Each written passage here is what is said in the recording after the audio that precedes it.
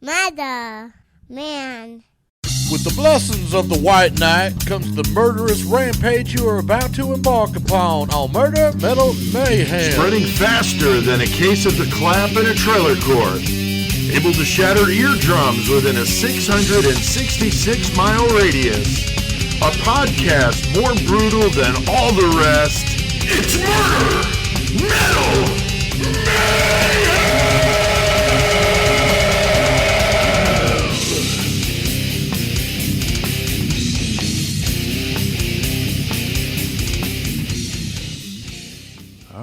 What the hell's up, gentlemen? What the fuck's up, motherfuckers? It is Tuesday. Yes, it is. And we got that thing we got to do here at Horns Eye Studios on Tuesday for the Horns Eye Podcast Network. Episode 132 going down tonight. And it's a big one, Chris. Yeah, it is. It's a huge one, honestly. Yeah, I'm really excited for this one. I've got, of course, Joey and Chris here with me. Yep. And you guys survived your trip to Mississippi. Yeah, we did. Good to see you back. I'm really happy I didn't get a call that somebody needed to be bailed out, or right? Chris ran away and we can't find him. Some crazy shit. I warned them that they can't be passing out in the woods out there because gators will drag them off. Oh, hell yeah. So I'm anxious to talk about your trip, and we'll, of course, get to that in our metal segment because you played down there, Joey. So that's cool. We'll talk about it. Yeah. A lot of cool pictures I've been seeing of some of these other bands. I'd like to hear more about them. Yeah, for sure. Yeah.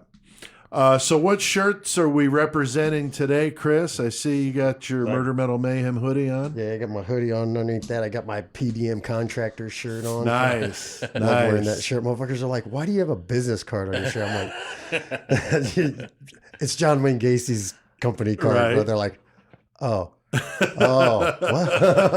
What's wrong with you?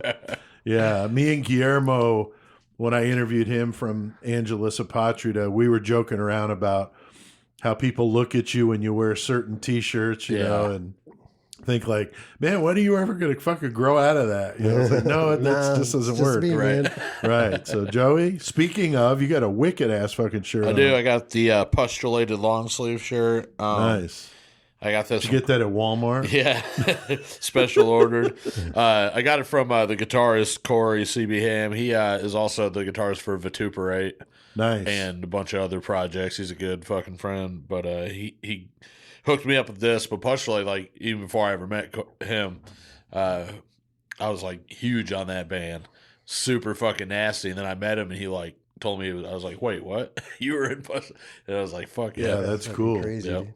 That is cool. And of course, guys, I'm supporting the Jim Jones cause tonight with my I Believe in Jim Jones t-shirt from our friends at Serial Killer Culture. Our buddy Donnie over there. He's the serial killer shit for real. And the I Believe in Jim Jones shirts are funny. So I had to bust it out for tonight because we're going to be doing that. Now, last week, we tore up a good one with our feature on the murder of the Osage in Oklahoma. Hell yeah. The American Indians definitely getting fucked over. Fucking A, that was a real good one. They got fucked for real.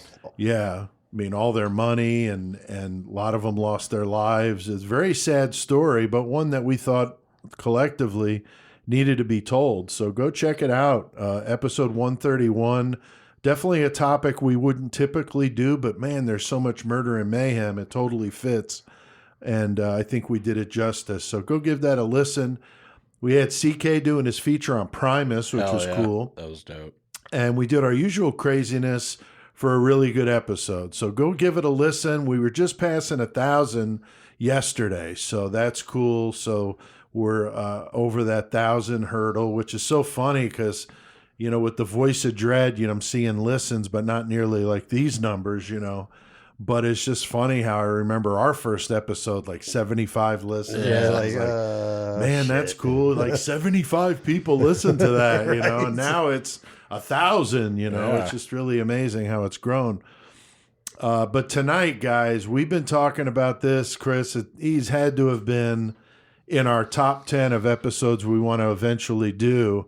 Because he's a big name. You know? Huge name, dude. And he's like, anybody mentions cults, you definitely, that's somebody fucking, Yeah. somebody knows all about, most people anyway. Right. I mean, most people know about this crazy son of a bitch, Jim Jones. Now, we did David Koresh, was really our first cult, Right. serial killer, cult leader, whatever you want to call him. Probably not a serial killer, but certainly a, whack job cult leader.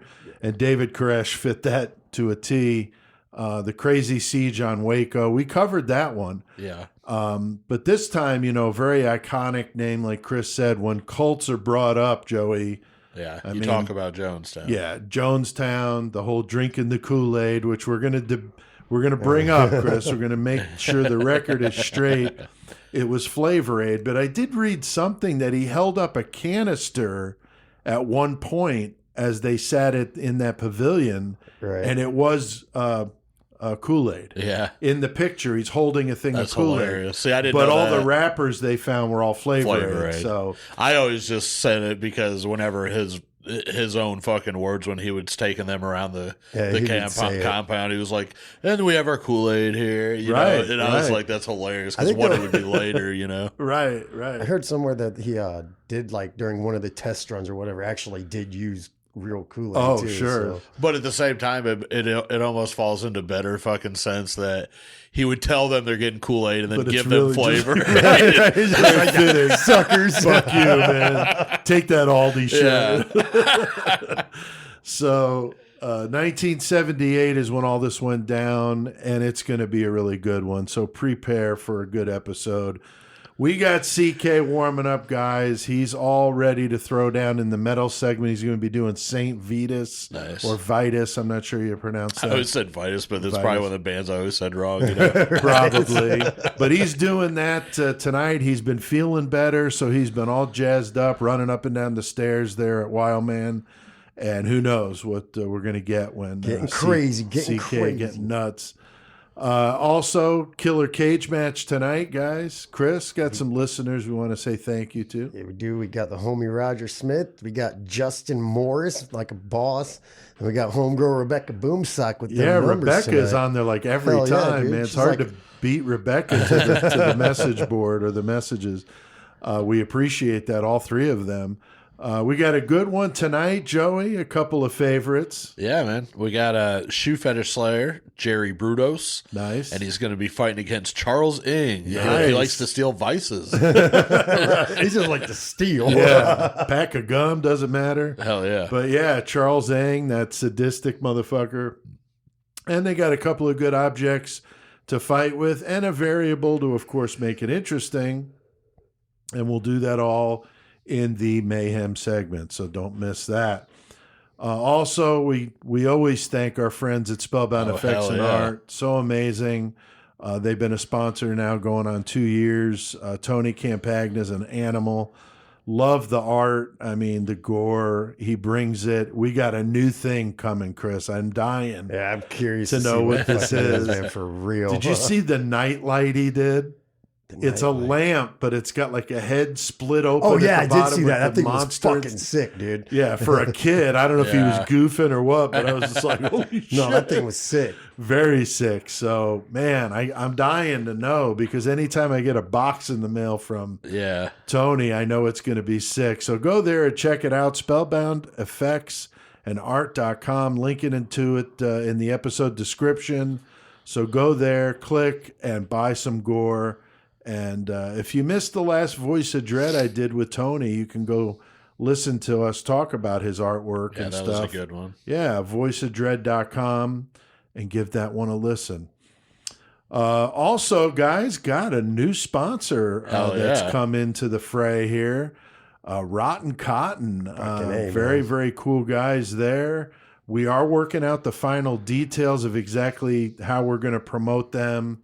And they're going to get us a coupon code that our listeners can use when they order. Get that 10% off, man. Yeah, And they that's got awesome. Tons of dope merch. I mean, yeah, they've got T-shirts for fucking days. I mean, you guys know I'm a T-shirt addict, so I was like losing my shit. But they've got, Chris, they got Pans Ram shirts. Oh, yeah. I think I'm going to get a Pans Ram. They got Albert Fish. They got Gein, that American Psycho Ed Gein shirt's fucking sick. Fucking A, dude. Manson got all kinds of crazy stuff. Route 666 shirts and Badass stickers. Fucking. yeah, great stickers, buttons. They even do comics and graphic novels, their own stuff. Yeah, sick. Very impressive. So we're really excited about them joining us. And so we'll tell you more about that here in the coming episodes once we get all that sorted out. Because I want you guys to get the 10% off, of course. So that'll be awesome. All right. And thanking everybody out there listening to Murder Metal Mayhem. Keep seeing the numbers this week, just at about 3,100, which is really good. Thanking everybody, man. Germany still killing it, man. Joey, you got some friends over there. Our Fucking buddies in Spermity. Skeleton Pit. Yeah. Spermity. So yeah, it's awesome. Germany number 2 country listening, behind the UK, or followed by the UK, Canada, and Norway. Hell yeah. And Columbus, Ohio, is still the number 1 city. Ohio. Just beneath them is Chicago, and then Centennial, Colorado, Springfield, Illinois, and Berlin, Germany. So very, very cool. So thank you, everybody that's out there listening. All right, Joey, you got some good serial killer calendar, got some page a stuff day today. stuff for us? Yeah, I got a few Why of don't you them. read a few, man? You got some good ones. Yeah. Page a day. Thanks again. So I thought this one was kind of interesting. The FBI's 10 most wanted list. Everybody knows what that is. It's a fucking Right. vital tool. But they kicked some stats about it that I thought was pretty interesting because I guess I never really looked back on like all of that stuff, you know. But they said Thomas James Holden was the first person to ever be put on the list for the murder of his wife, her brother, and her stepbrother. Since its inception, 488 of the 523 criminals on it have been apprehended or located. That's fucking phenomenal. Yeah, it is. That is impressive, Yeah. man. Yeah. A total of 162 fugitives have been captured or located as a result of citizen cooperation with it. The shortest amount of time spent on the list was 2 hours by Billy Austin Bryant in 1960. I want to look up the case to be like, oh, how the fuck? But they're like, oh, shit, they ran that face, and that's him. What year was that? 69. And then the longest amount of time spent on the 10 most wanted list was more than 32 years by Victor Manuel Garina. The oldest person to be placed on the list is 80-year-old Eugene Palmer, who was added in May 2019. Wow. So just a couple random, you know. Yeah, that's kind of crazy. That's funny. Now this one, I thought this was pretty cool because I remember fucking from a talk show. I think they talk about it in here. Oh yeah, Ripley's. Anyway, I'm never gonna say his name right. Wenceslao Miguel. He was fighting like back in the Mexican Revolutionary War times and shit. Like he was fighting with Pancho Villa and shit. And he was captured on March 18th, 1915, sentenced without a trial to be executed by a firing squad. And he was shot 9 times, once by each member of the firing squad, and received a 10th coup de grace shot to the head. Nice. Coup de grace. Yes, I know. I was like, hell yeah. So he suffered major injuries and had some facial disfigurement, but he managed to survive and crawl to safety. It was Get the picked. fuck out of here. Hell yeah. And it was picked up more than 2 decades later in St. Petersburg, Florida. But in 1937, he was a guest on Ripley's Believe It or Not radio show where he was given the name El Fusilado, the executed one. Oh, wow. That's fucking crazy as shit, dude. That is. That's fucked up. Okay, so I got 2 more. So this one's about this lady, Amy Lynn Bradley, and she disappeared. And back in 1998, she went on a cruise with her parents and her brother, and never came home. Her father saw her on the balcony March 24th between 5:15 and 5:30 a.m. sleeping because she'd been drinking and dancing. You know what I'm saying? Like constantly. So, Right. so by the time he got up at 6 a.m., which I mean, this is only like fucking half hour later, 45 minutes, and she was gone. So they docked the ship in Caraco right after she went missing. They searched the ship and the sea, and they never ever find her. Like they searched for over 72 hours, and there was no evidence that she'd fallen, jumped overboard, or no trace of her was found. So I mean, she never found. So anyway, creepier shit, and this is the shit that fucking nightmares are made of to me, because fucking, I don't know. But so since her disappearance, there have been several reported sightings of her. In 1998, 2 Canadian tourists claimed they saw a young woman on the beach with tattoos that matched hers. In 99, a U.S. Navy officer said he saw a woman in a brothel who identified herself as Amy Bradley and begged him for help, but he didn't want to get in trouble for being in a brothel, so he didn't initially report the incident or help her. Oh, wow. A witness saw a woman who resembled Bradley in a Barbados bathroom in 2005, and she was accompanied by 2 men and appeared distraught. Bradley's parents also received a photo of her in 2005 and suggested that she had been sold into sex slavery. There's still a $50,000 reward for her, and I mean, it's That's fucking ongoing. crazy. But That's dude, awful. that is like super scary because like Oh, yeah. if somebody had died like tragically or something, then there's some closure there. But man, to keep getting like, Yeah. oh, saw her here, or this, or that, Yeah. and like the sex traffic shit, That is awful. That's scary shit. Right. Right. All right, so the last one I got, this one, they were talking about a couple, children of serial killers that have gone on to like do more positive things, which I thought that was really There's cool. been a lot of that lately. Right, it's kind of more of a phenomenon now with the internet and everything, because I feel like, way back, like anybody's fucking, if your parents were like serial killers, like Gacy's kids and all that shit, Right. you just want to distance yourself and never talk about that shit. But anyway, with the internet and everything else, some people are finding it's a pretty positive outlet, I think. Sure. So they were talking about Carrie Rawson, who was Dennis Rader's daughter. She did A Serial Killer's Daughter, My Story of Faith, Love, and Overcoming, which was her book about that, which is an amazing book. Melissa Moore, of course, that's Keith Jesperson's. Right. Yeah, Chris, you were talking about daughter. that with the podcast. Yeah, she did and a whole stuff. podcast about Happy him and Face. shit. Yeah, happy. Yep. Yep. And then Jen Carson, she was 8 years old when she was told that her father and his girlfriend were the San Francisco witch killers. Yes. And she shared her story far and wide, including on television show Snapped. Yeah, and she's the on that podcast doc we Criminology. watched. Yep. Yeah. So, which, whenever I was reading this, I sent that to Pete about the San Francisco witch killers. Oh, yeah. The Bears. Yes. And Michael and Suzanne Bear. yeah, it's a good story, and I'm pretty sure we're probably going to Oh, do that yeah. one. It's certainly on the list. Hell yeah.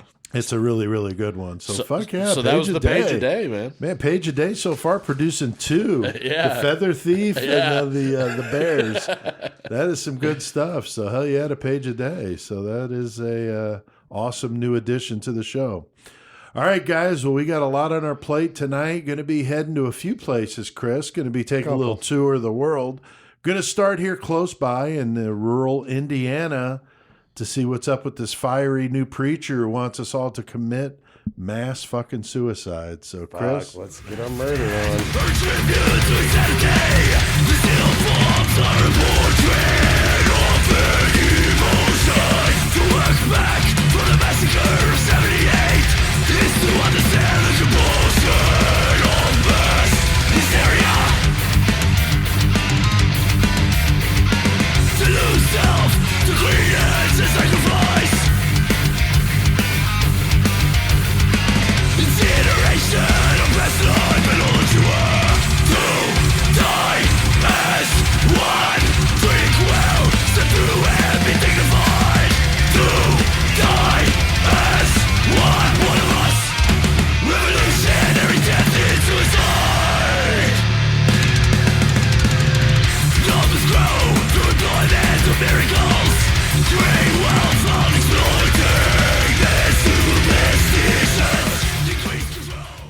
Fuck yeah, man. We Die as One by In Malice's Song Wake. kicks ass, dude. It's wicked, man. And it's about Jim Jones. And I had to play more than bit 30 extra 'cause- seconds, just 'cause. a minute, because I just love it, man. Just wicked. Wanted to play it to set the table for what we're going to talk about.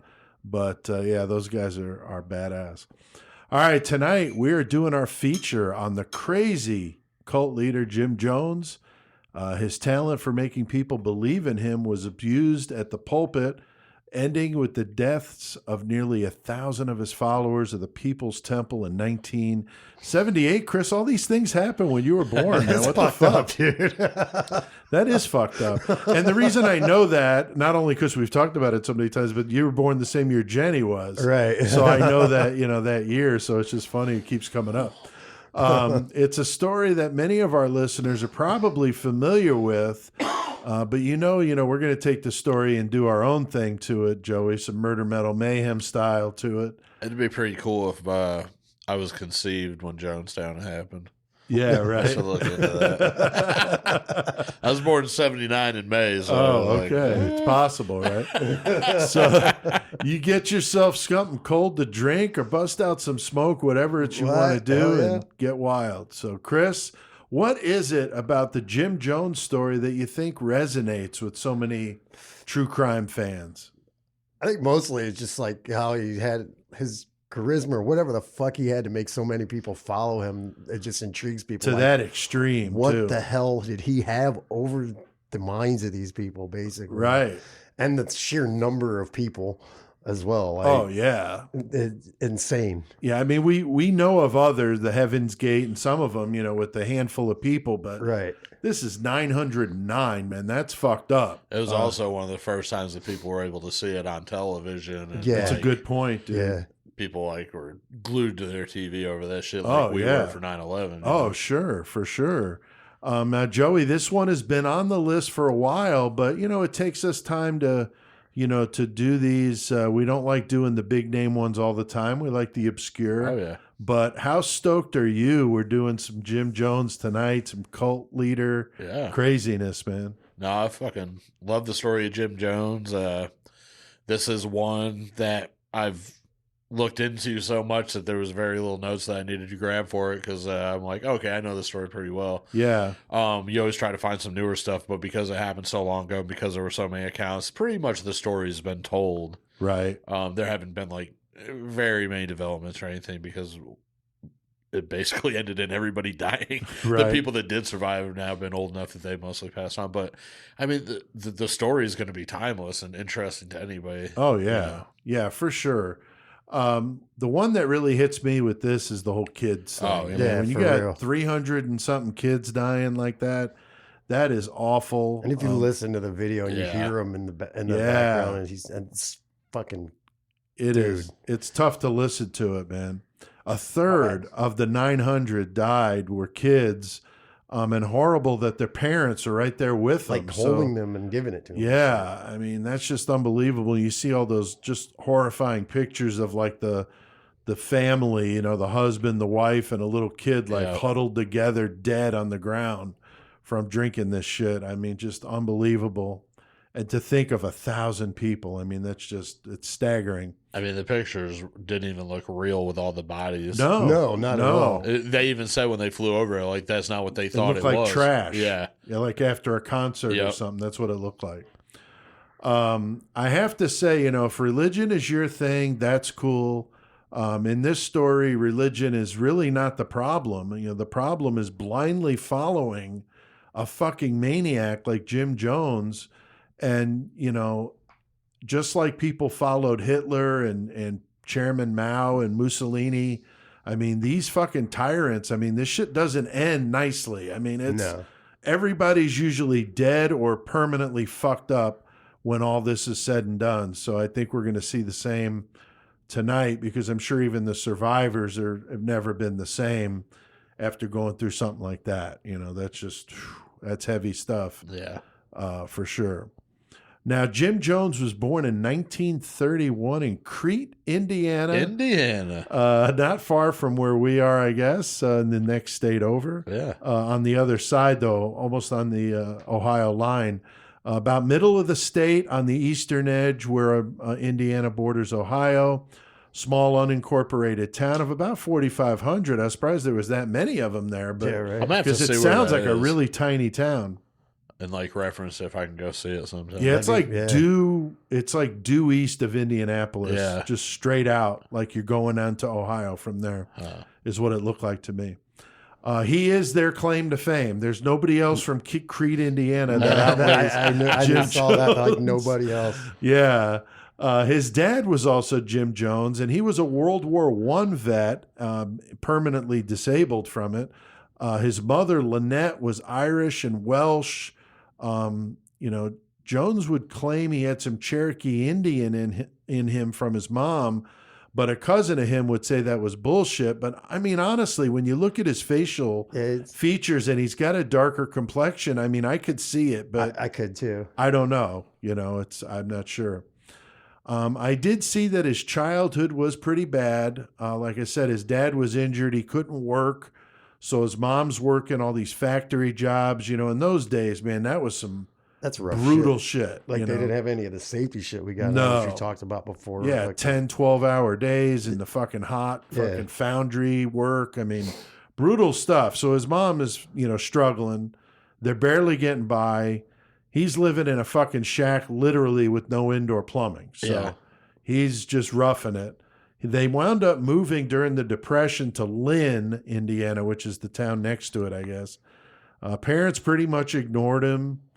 His mother's or his next door neighbor became like kind of a surrogate mom. Her name was Myrtle, and she was really into church, and that's what got him interested in going to church and that. And he, found some comfort having somebody at least to help him because his parents were pretty much MIA.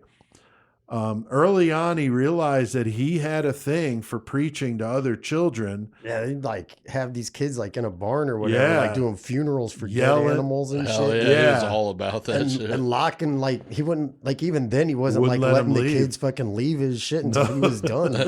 Which is he had these people under control at that age. But, I know. I mean, not the same people, but Right. what the hell, man? I know. Thinking of some 8 or 9 year old kid yelling. We're not talking about a calm sermon. We're talking about the yelling even and when he was a screaming, kid, he was jumping up and fucking down. I mean, all that kind of stuff. insane, dude. Yeah. So really out there.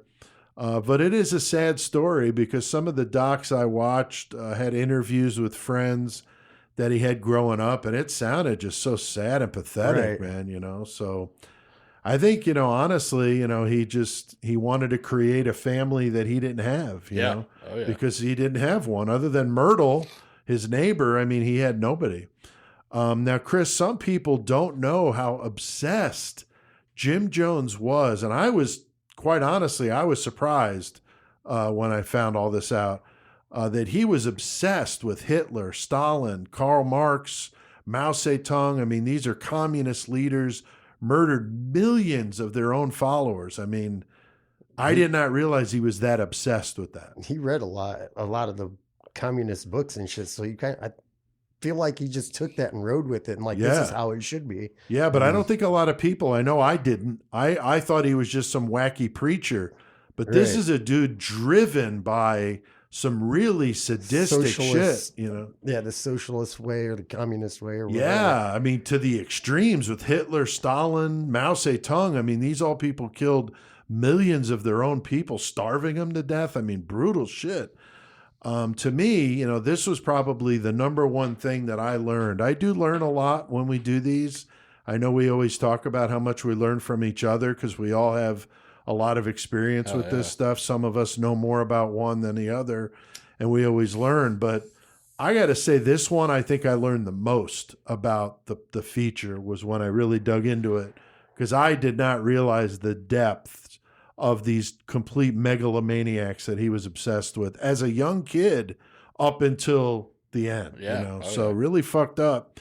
And to take that tyrant, that, fucking maniac fucking leader, and tie it in with religion to something that people believe so devoutly. And that's going to help your cause for sure. Yes. And he learns, as we'll get into, from some people that very much influenced him, how to do that and to make these people follow you, without fail. Other kids, of course, are going to say he's a little strange. Maybe not inviting him to the birthday parties and stuff. Especially if he's talking about Hitler and Stalin like they were good, that's kind of fucked up. And you take that ideology and, as I said, mix it with religion, and you got like a fucking time bomb. Joey, another thing with Jim Jones is he claimed his father was a member of the Ku Klux Klan. I'm not sure if that's true or not, but he talked about race and white superiority, refused to allow one of his son's black friends to be in the house. And so when he got his own church, Jones totally went out to kind of right that wrong, or at least that's what it would appear. But did you hear anything more about the dad with the KKK? I mean, I didn't hear too much more about that. I mean, I wouldn't be surprised. In that time, fucking Indiana had one of the largest KKK groups. Right. wow. I always kind of figured that was a true statement on Jim Jones' behalf. I don't think he used that like that. But the thing with Jim Jones that's so crazy, though, is because he befriended, African Americans early on. Like, he was fine with everybody. But at the same time, you saw that he was obsessing over these ideologies of, like, we were talking about Stalin and Hitler and all that. Right. Everything, and like Marxism for sure, like the whole communist thing, like they're teaching you that you take these deprived people and you can control them easily. Right. By offering them things they don't have or whatever. Yeah, it's really fucking extreme shit, and so for him, I don't know if it was part of his game plan all along that he was going to try to get, as many different kinds of people as he could, because he thought that they were the easiest targets for him to control. Yeah. Or if that was something that he developed, over time. Sure. Like if his initial ideas were fucking really based in positivity Right. and helping. It's really hard to tell with him. It is hard to tell. It really is, because on the surface, what he's doing is commendable. Yeah. He's trying to integrate the police and all these places. Civil rights activists, like, they loved him. Right. He just after he got big, he just bring busloads of people to rallies and shit. Yeah. They're like, fucking hell yeah. Yeah. Looks like we got support and shit. Right. And as we're going to discuss, though, his intentions may have been a little different. As Joey correctly points out, we have no idea to know if he started out good intentions and then he went south when he realized how he could make a point to show how diverse he was, when really he was just trying to do something else. We don't know.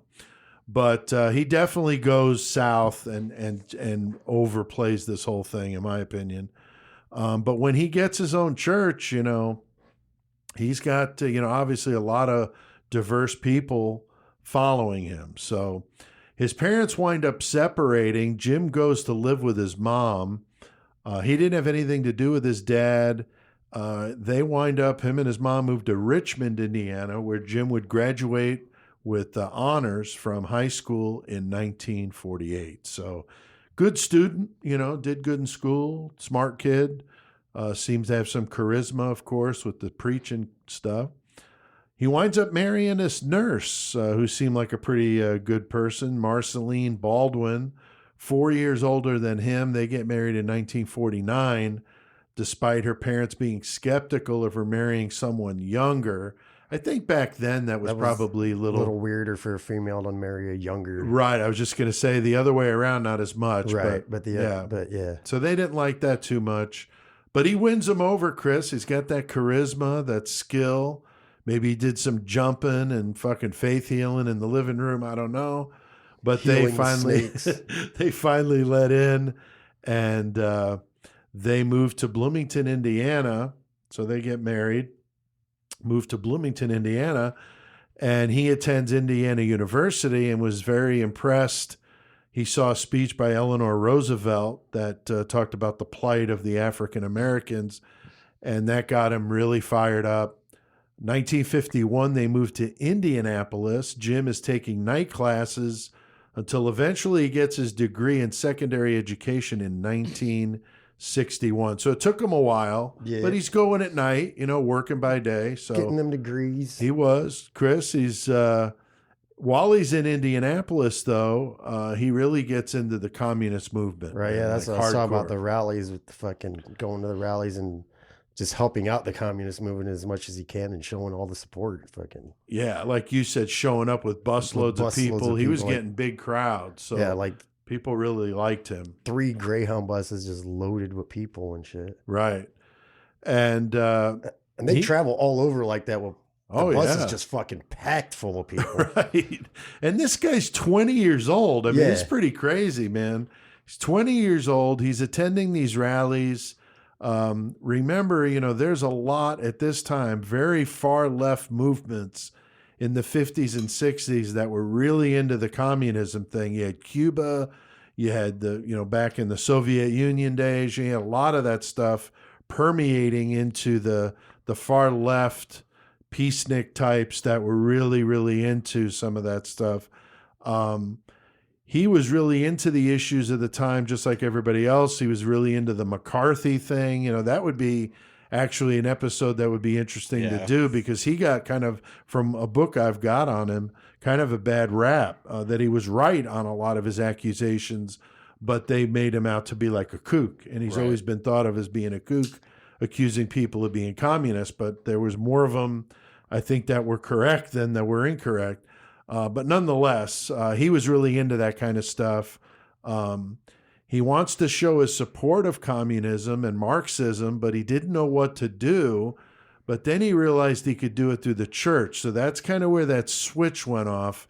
And like he would tell others later, he didn't even believe in God. He was God. He was a God. That was the thing. When he was born, his mom even said she fucking gave birth to a Oh, God, yeah. not a God or whatever. I don't know how. She put Yeah, it, I don't remember how she put it, but you're right. I remember that. now. So I mean, if she said that, even though she really ignored him, but even if she said that, and he knew about it. That's a complex right there. Right.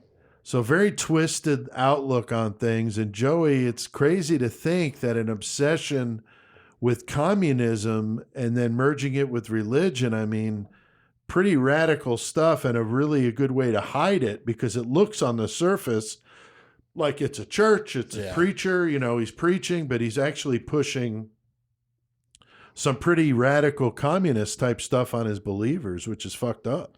Well, and you've already got your platform set with your religion. You've got some people listening to you already. Right. Giving you money. So money's pouring in. So then you're talking to these people. Now, he's filling his congregation with destitute people. These people don't have a lot of money. More than 50% of the congregation ended up being African American. Mm-hmm. So you're pushing this far left, ideology into your sermons as well. Right. These people don't like what's going on where they're at in the country anyway. They don't like what's going on. So the things you're telling them now actually sound pretty appealing. Oh, yeah. No matter what the fucking media has told you, this guy's saying shit that now makes sense to me. Right. And we're going to get into that whole thing with that preacher that fucking influences him. But that's where he starts to get that message for sure. Yep. And he also had the healing sermons and shit too, where he'd get the people in there to pretend they're sick or whatever and act like he healed them and shit. Right, right. The whole shit with the fucking chicken guts and shit. Yeah. If I could make them think they threw up their cancer or whatever. Oh, yeah. Now, strangely, a Methodist preacher would help him get into the church. Despite his communist beliefs, Jim became the student pastor at Somerset Southside Methodist Church, but he would leave the church after they said that they wouldn't let him integrate black parishioners. And it was then that Jim Jones would witness faith healing, like you were talking about, Chris, at Seventh Day Adventist Church. I think that's the one they show in the videos where they're running up and down the aisles and all speaking in tongues and all that kind of shit. Snake handlers. Yeah, totally. It was then that he realized that faith healing would bring people to him, and most importantly, their money. Oh, fuck yeah. Because while they might not have had a lot of money, you had people giving them their houses, every cent they fucking had. You can cure this fucking whatever's been ailing me for fucking 30 years, Right. Okay. I give you whatever you need. Exactly, whatever you want. I mean, it's all in a way, it's almost like fucking making a deal with the devil. Yeah, it is, dude. And you're basically, just like the devil, it's never going to come out how you think, and you're going to get fucked over in the end. Right. It's a very devious thing on both sides of that aisle, for sure. Now, Jones wants to set up a big event. So he's got this big thing he's got going down 4 days in June of 1956 at He's touring. Is that on Katy tour? Tabernacle Church in Indianapolis. He needed a draw, so he teams up with the well-known faith healer at the time and puts on this massive event with faith healing and people wanting to see him preach, and he's just got this like rock star thing going on. He is able to start his own church finally after that, which would eventually go through a couple of name changes until he finally settles on the People's Temple, which of course is what we know. I can't remember exactly. They were talking a couple just people recalling, like whenever Jim Jones was there with, I can't remember the other guy's name, so I was trying to think of the other evangelist, but they said Jim Jones fucking destroyed him. Like, that dude was supposed to be the big shit. But Jones. But when Jones, man, like, everybody's like, that's the guy right there. Wow. And like you said, then that's what gave him the push. To, Oh, Everybody yeah. started following him after that. Yeah, he became the shit then. And some of his followers would doubt that he was really able to heal. And he told them that the ends justify the means. Yeah. So that's very fitting. Now, Chris, he's 25.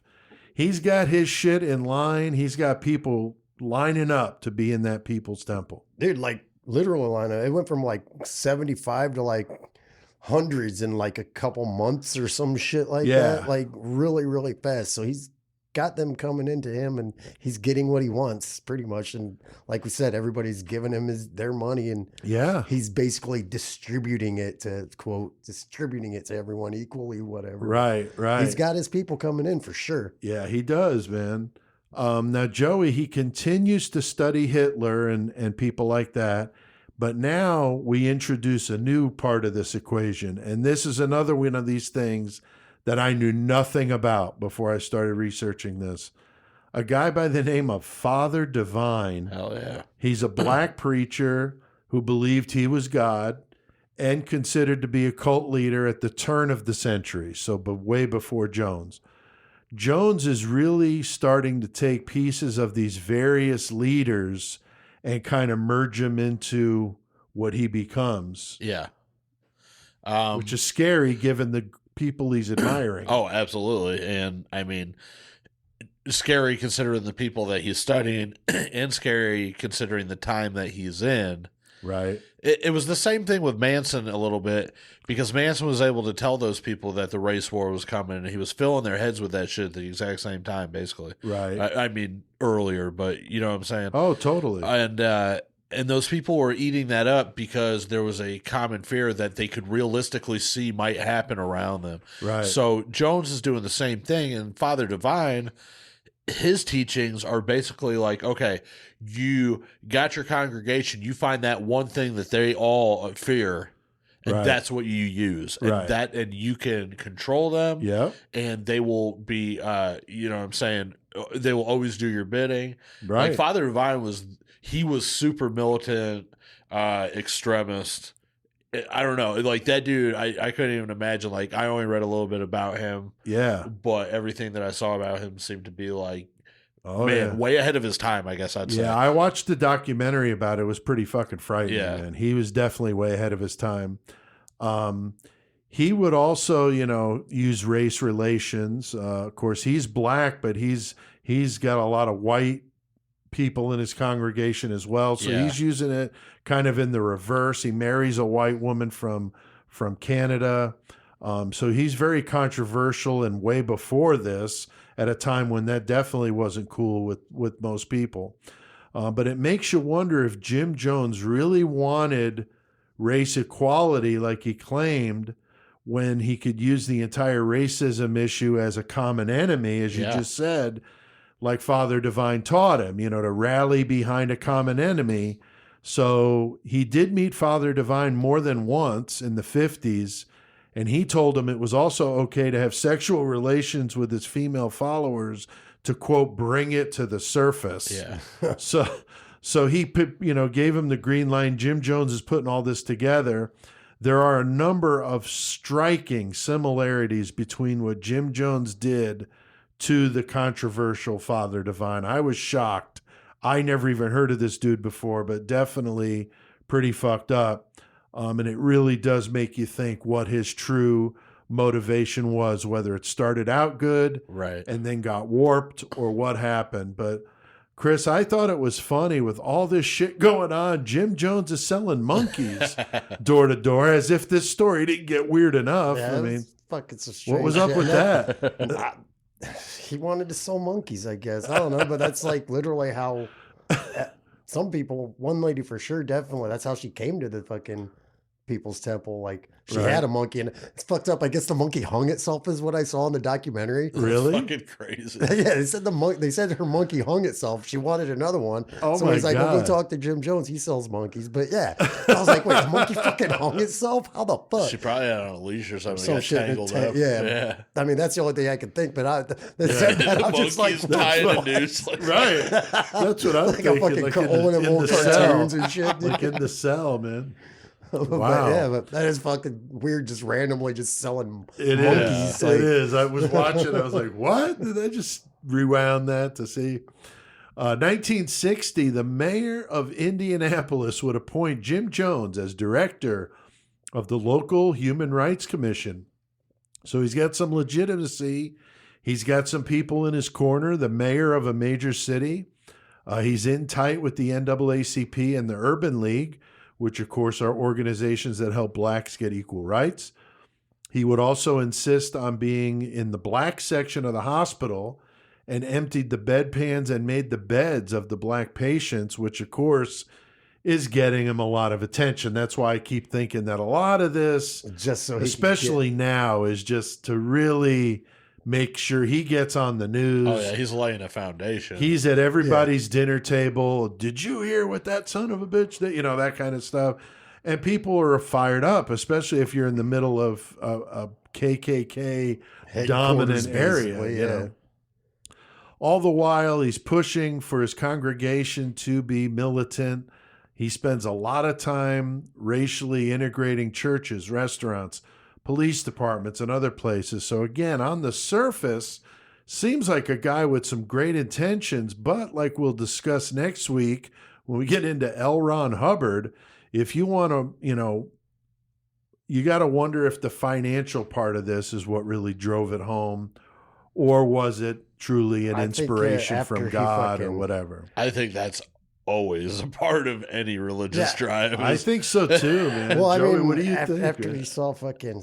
Sorry, go ahead, Joe. No, go ahead. No, What after does he say? saw fucking Father Divine, how he was living and shit, like he's like, wait, what the fuck am I doing? Right. That's true, because Father Divine was all He was a pimped baller, out. yeah.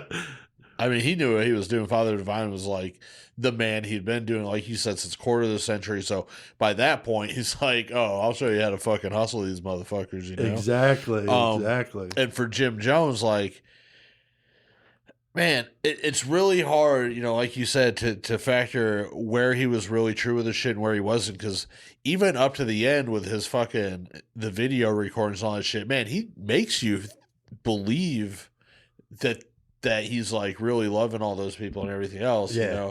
Yeah. in light of what was going to happen, a little bit later. But I mean, the way he talks and everything like that, man, he might fool me too. I ain't gonna lie, that motherfucker had something. So Obviously, Yeah. a lot of people were, like we found with the Koresh.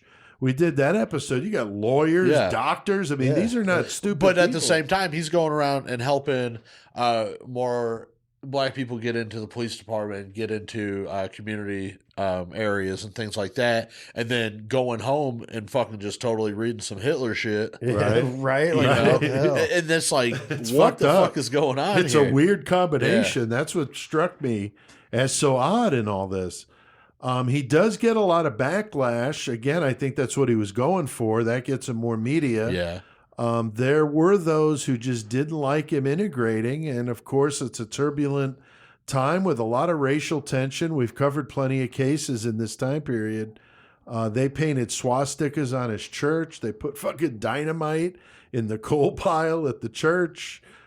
Dead cat. Yeah. And then you think about like Monkeys hanging themselves. What the fuck? later on down the line, whenever you see how he basically commands his troops, in Jonestown, his higher ups and the people that he keeps around him, how he talks to them, it's really hard to not question whether back then, whenever he had all that shit happen to his church and stuff, if he had anything to do with that with some other guys, like, hey, let's do this, we'll definitely get some exposure for it, make us look more like, you know what I'm saying, we're on the attack if the people are painting swastikas in our church. Right. But he could have a couple of his buddies that nobody even knows about from the church. They come do that shit in the dark for him, and then all of a sudden, boom, publicity, whatever. Right. I don't know. Yeah. I don't know. There's man. no proof. I mean, I'm not saying that's anything but my own. Yeah, it's just thought interesting process, to but- discuss it. You Yeah. know? I think that's what we learned so much when we talk Would I about put this. something like that past him? No. I guess that's Right. what I'm saying. Right, Yeah. right. Now, Jones and his wife adopt several non-white children they call their rainbow family. Didn't they say that the first child they've adopted was like the first black child adopted by white Yeah, people 1961, in they were the Indiana? first white couple to adopt a black child. Yeah. So 1961, but he would use that rainbow family also when he was talking about his church. So Yeah. he used that phrase more than once. It was odd, though, that the black son is named James Jr., but his own son is not James Jr. He's Stephen Gandhi Jones. Yeah. So that's interesting. Again, in my opinion, everything this guy is doing at this point is for attention and, optics of it all, and to make him look like he's more supportive of racial equality, when in reality, maybe it is more for his own gain than anything else. Definitely. Now, Chris, he reads an article in Esquire magazine, 1962, about a nuclear war that was impending. So he's got to fucking up and go to Brazil in 1962. What the hell, man? I don't know. Maybe he got scared. I think so, man. He read it had the top safest places. Yes, and so that's why he went there. because it's unpopulated and shit, pretty much. So Right. it's like that's where he probably got the idea to fucking move to the jungle in the first place. I'm sure, dude. Like, I'm sure. Like oh, got it's a little pretty like, all right here. We could do some shit out yeah, here. because you're flying over in a plane. You're like, yeah, I want to be like right in the middle of all that green shit there. Yeah. you know? Yeah. Nobody's around me, But they would only live there for a year and return. And the next year in 1963, back to Indiana. Joey Jones would tell his congregation about the world being destroyed by nuclear war now in my birth year, 1967, leading to a socialist Eden on Earth. So he's convincing them to move to Northern California where they'll be safe, but he's having all these crazy doomsday visions, or at least that's what he's saying. But what do you make of I mean, this? that's what he's telling them. And this is a guy that, like you said, he's been traveling. He's been off doing things. So he comes back to his congregation with all kinds of stories and, ideas and stuff. And they're Right. hanging on to it at every edge. But what he's doing is just pushing extreme socialism is what it is. Right. And he's coming up with ideas how he can create that. He's not going to be able to do it on his own. He's always known that he needs people. Right. He's known that since he was a kid in the barns, True. that he needs those people. So he is playing on everything he can and using, the intelligence. I mean, he was a smart dude. Right. He was a madman, but probably more later on. He was a very smart guy, so he was using everything he could to get these people latched onto his ideas, his concepts, and be like, okay, this is what we have to do. Right. And California was his spot. Right. That's where he wanted, like you said. Yeah. He was gung ho for that, but even that didn't last very long. No. So he gets out to Redwood Valley, which is near Ukiah, if that's how you say that. He was really doing well there. Opened up a few locations, like a little chain store there. Right. He's preaching anti-capitalist agendas and equating it with living in sin. Said if you were a socialist, you were not born into sin. So what the fuck? He's doing all sorts of merging communist beliefs and passing it off as religion. He would even himself in interviews say he was an atheist. Yeah. And his wife would openly say he was certainly pushing communism, Yeah. using religion to, make it palatable to people. And he's also injecting amphetamines, Chris, which is not a good idea. For a long, after a while, hence the sunglasses. Fuck, he's like, these motherfuckers are gonna know I'm geeked. That's why that motherfucker fucking talk for days at you. Right. That's true. For hours, dude. So he's getting all paranoid from that. That's definitely not helping matters at all. So as the 70s come in, he is fucked up. The People's Temple, though, is growing. Now they're in San Francisco, Los Angeles, San Fernando. He sees, though, San Francisco as a place, you know, for him because of all the political rallies and the people that are interested in the radical socialist and communist beliefs. You know, just a huge, you know, the hippies and all of that going on at that time. To some, there is a fine line between socialism and communism, which is where the government would control everything. So, you know, socialism is like diet communism. You know? Diet communism. It's not quite to that extreme of complete ownership of everything, but the government is intervening in pretty much everything. So it's not quite this, you know, as harsh as that, but it's along those lines. And I definitely don't want to get into politics here. But that's what Jones's thing was. Yeah, I man. mean, Jones was so into this stuff, I felt we should at least explain for some of our listeners that might not know what the difference is between socialism and communism. Personally, I think less government, the better. Get the fuck out of the way. But, you know, that's me. Now, Chris, in the middle of the civil rights movement, Jones would find his congregation rallying around that common enemy, the oppressors, the establishment. They just decide they're going to put it to the man. Yeah, that's what I was going to say. They're fucking like, I don't like the way your government is. We want to do our thing. Right. Fucking, and they didn't like what they were doing, what the government was doing. Right. And they made it very well fucking known. Yeah. Like, and that's the thing. He's got them so vulnerable because they want that so bad. And here's this white guy telling them, you know, this is a bunch of bullshit. You're getting screwed over. Right, you know, this should be yours. This should be yours. Yeah, and if we just do this communal living where everybody, you know, from each according to his ability, to each according to his need, or I might have had that reversed, but nonetheless, the Marxism mantra, you know, of you contribute to the cause and then everybody gets an equal share. Which I'm not going to get into, but that's popped up recently again. Yes. And I don't know, some fucked up shit. It is. It is. Now, Jim Jones gets more and more into politics. He helps George, I'm not sure if it's Moscone or Moscone, elected as mayor of San Francisco. And with that, the mayor appoints Jim Jones as the Housing Authority commissioner. That's, of course, how politics works, though. He helps him get elected. He doles out the nice cush jobs to his buddies and his helpers. He's getting, though, national attention.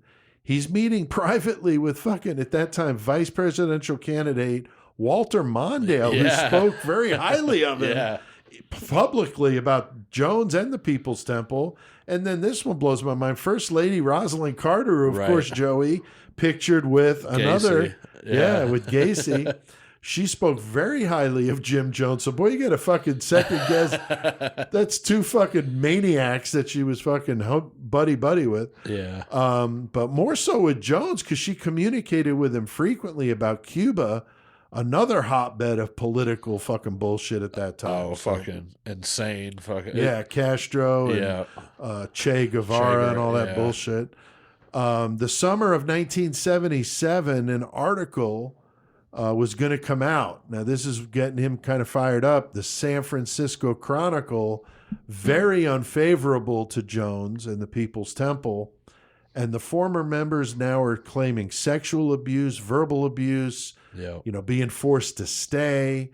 Jim Jones and several hundred of his followers decided, getting a little hot in here, let's get out.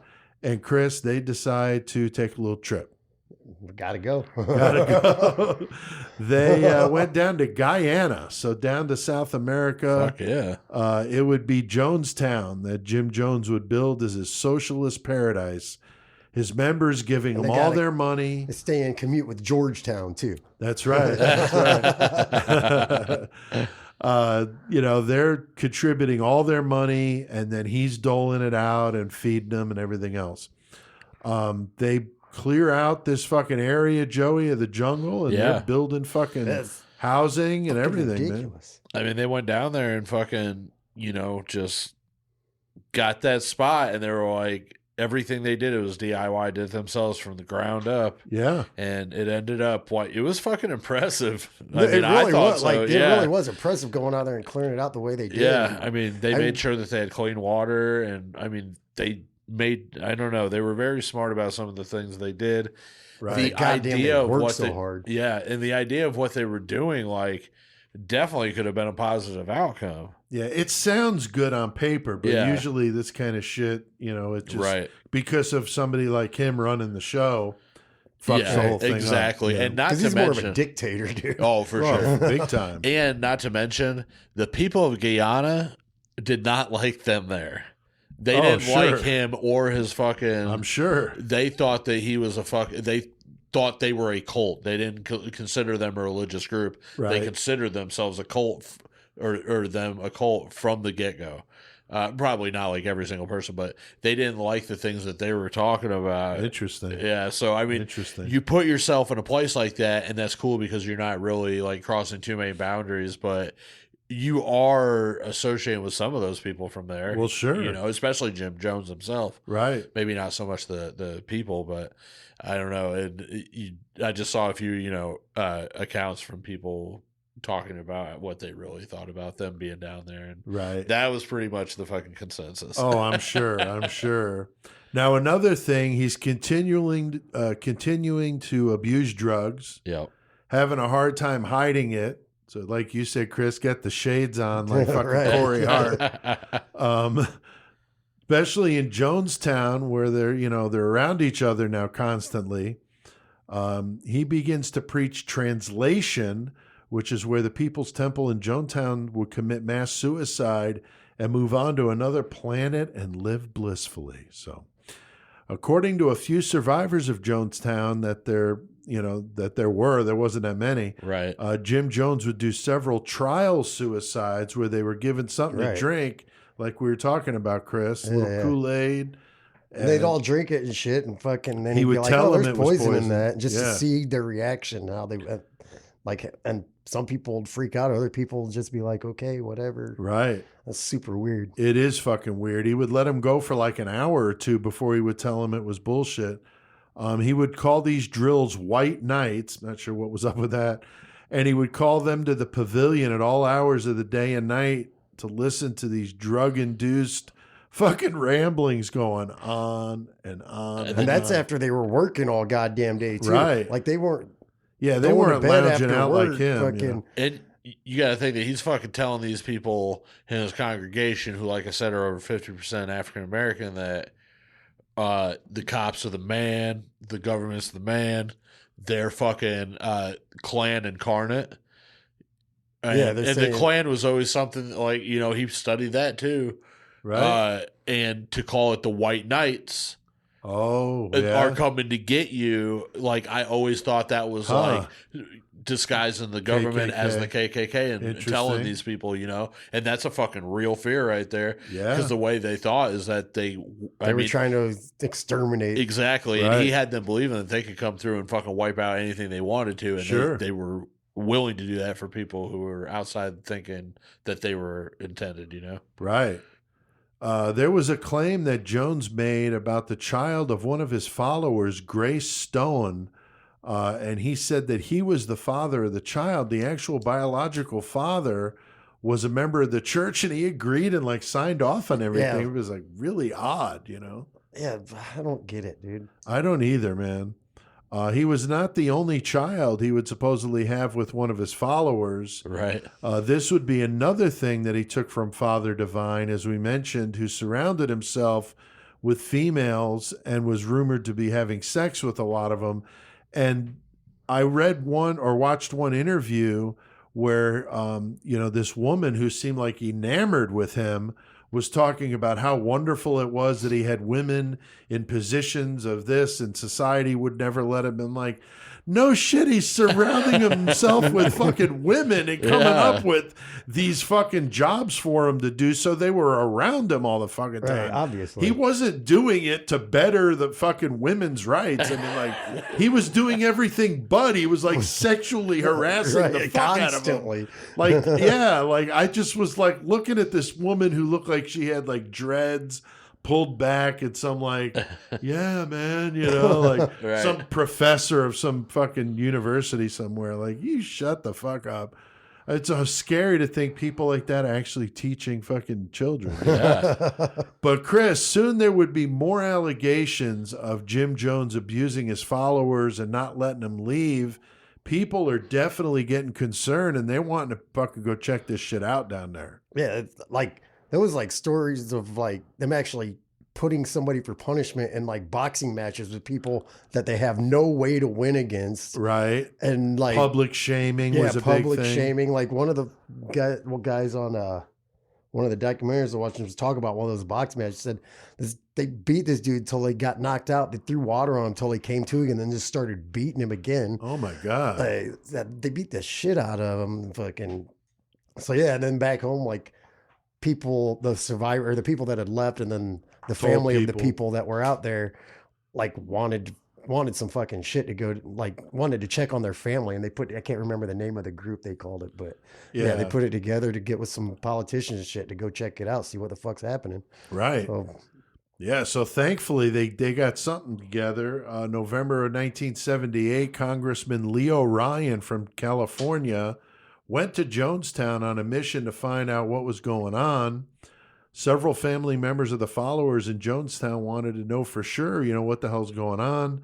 So he's joined by some of the family members, an NBC crew, some reporters from some different news sources, and they're taken to Jonestown in a fucking limo. Man. Yeah. Just all out.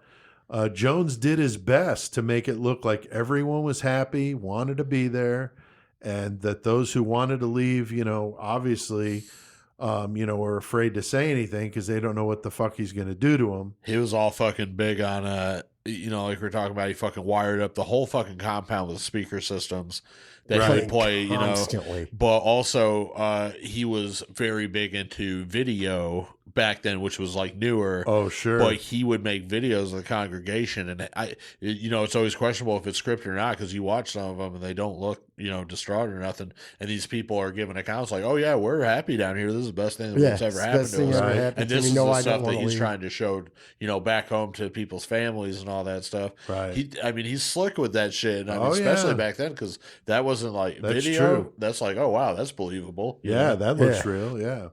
Now, I did see a Temple member, Vernon Gosney, passed a note to one of the NBC crew that was meant for Congressman Ryan to let him know that he and another member wanted to leave. But of course, news gets to Jim Jones. Yeah, because a kid saw it. Yeah. And he's like, hey, you passed a note, dude. Yep, Because they were trained to fucking anything you see like, Like that. 1984 shit. Yeah, like anything you see like that, you let us know. Yeah.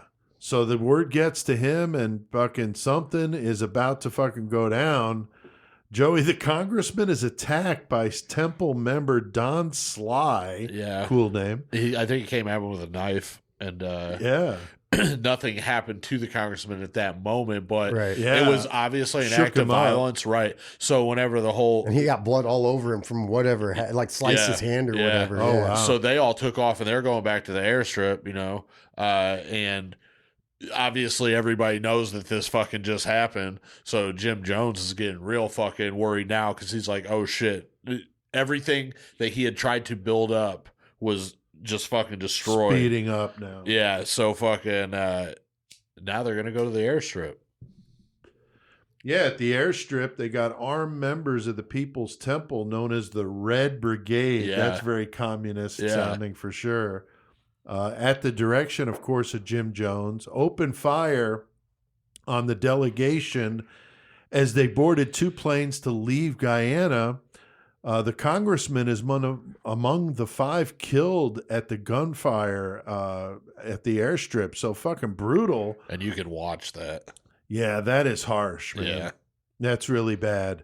Those that survived ran in the jungle and hid, but man, 5 are gunned down at the airstrip. Brutal stuff. Yeah. Like you said, Joey, you can watch that kind of thing if you want to. They just pull up in a fucking truck, fucking come out gunning. Like, yeah. And that was obviously fucking an ordered hit. You know, Jim Jones knew that they were now going to go back, fucking disclose everything that they fucking saw down there and fucking dismantle his operation. So he's like, I got to fucking stop this. Yeah. And he talks about it. We're going to play the clip here, but he talks about there's going to be guns. He said they're going to shoot him in the air. Right. So maybe that was the plan. I don't know. Maybe I think they wanted the plane to go down, look like an accident. Probably that's what I would guess. But he was also telling the congregation too that that's how they would attack them, is coming through and fucking parachute in, right? Parachute, yeah. So I'm gonna play you guys a couple of minutes. If you've never heard any of this Jim Jones stuff, it's creepy. But I've got a 2-minute clip I'm going to play here for you. So check this out. The world, the kingdom suffereth violence, and the violence shall take it by force. If we can't live in peace, then let's die in peace.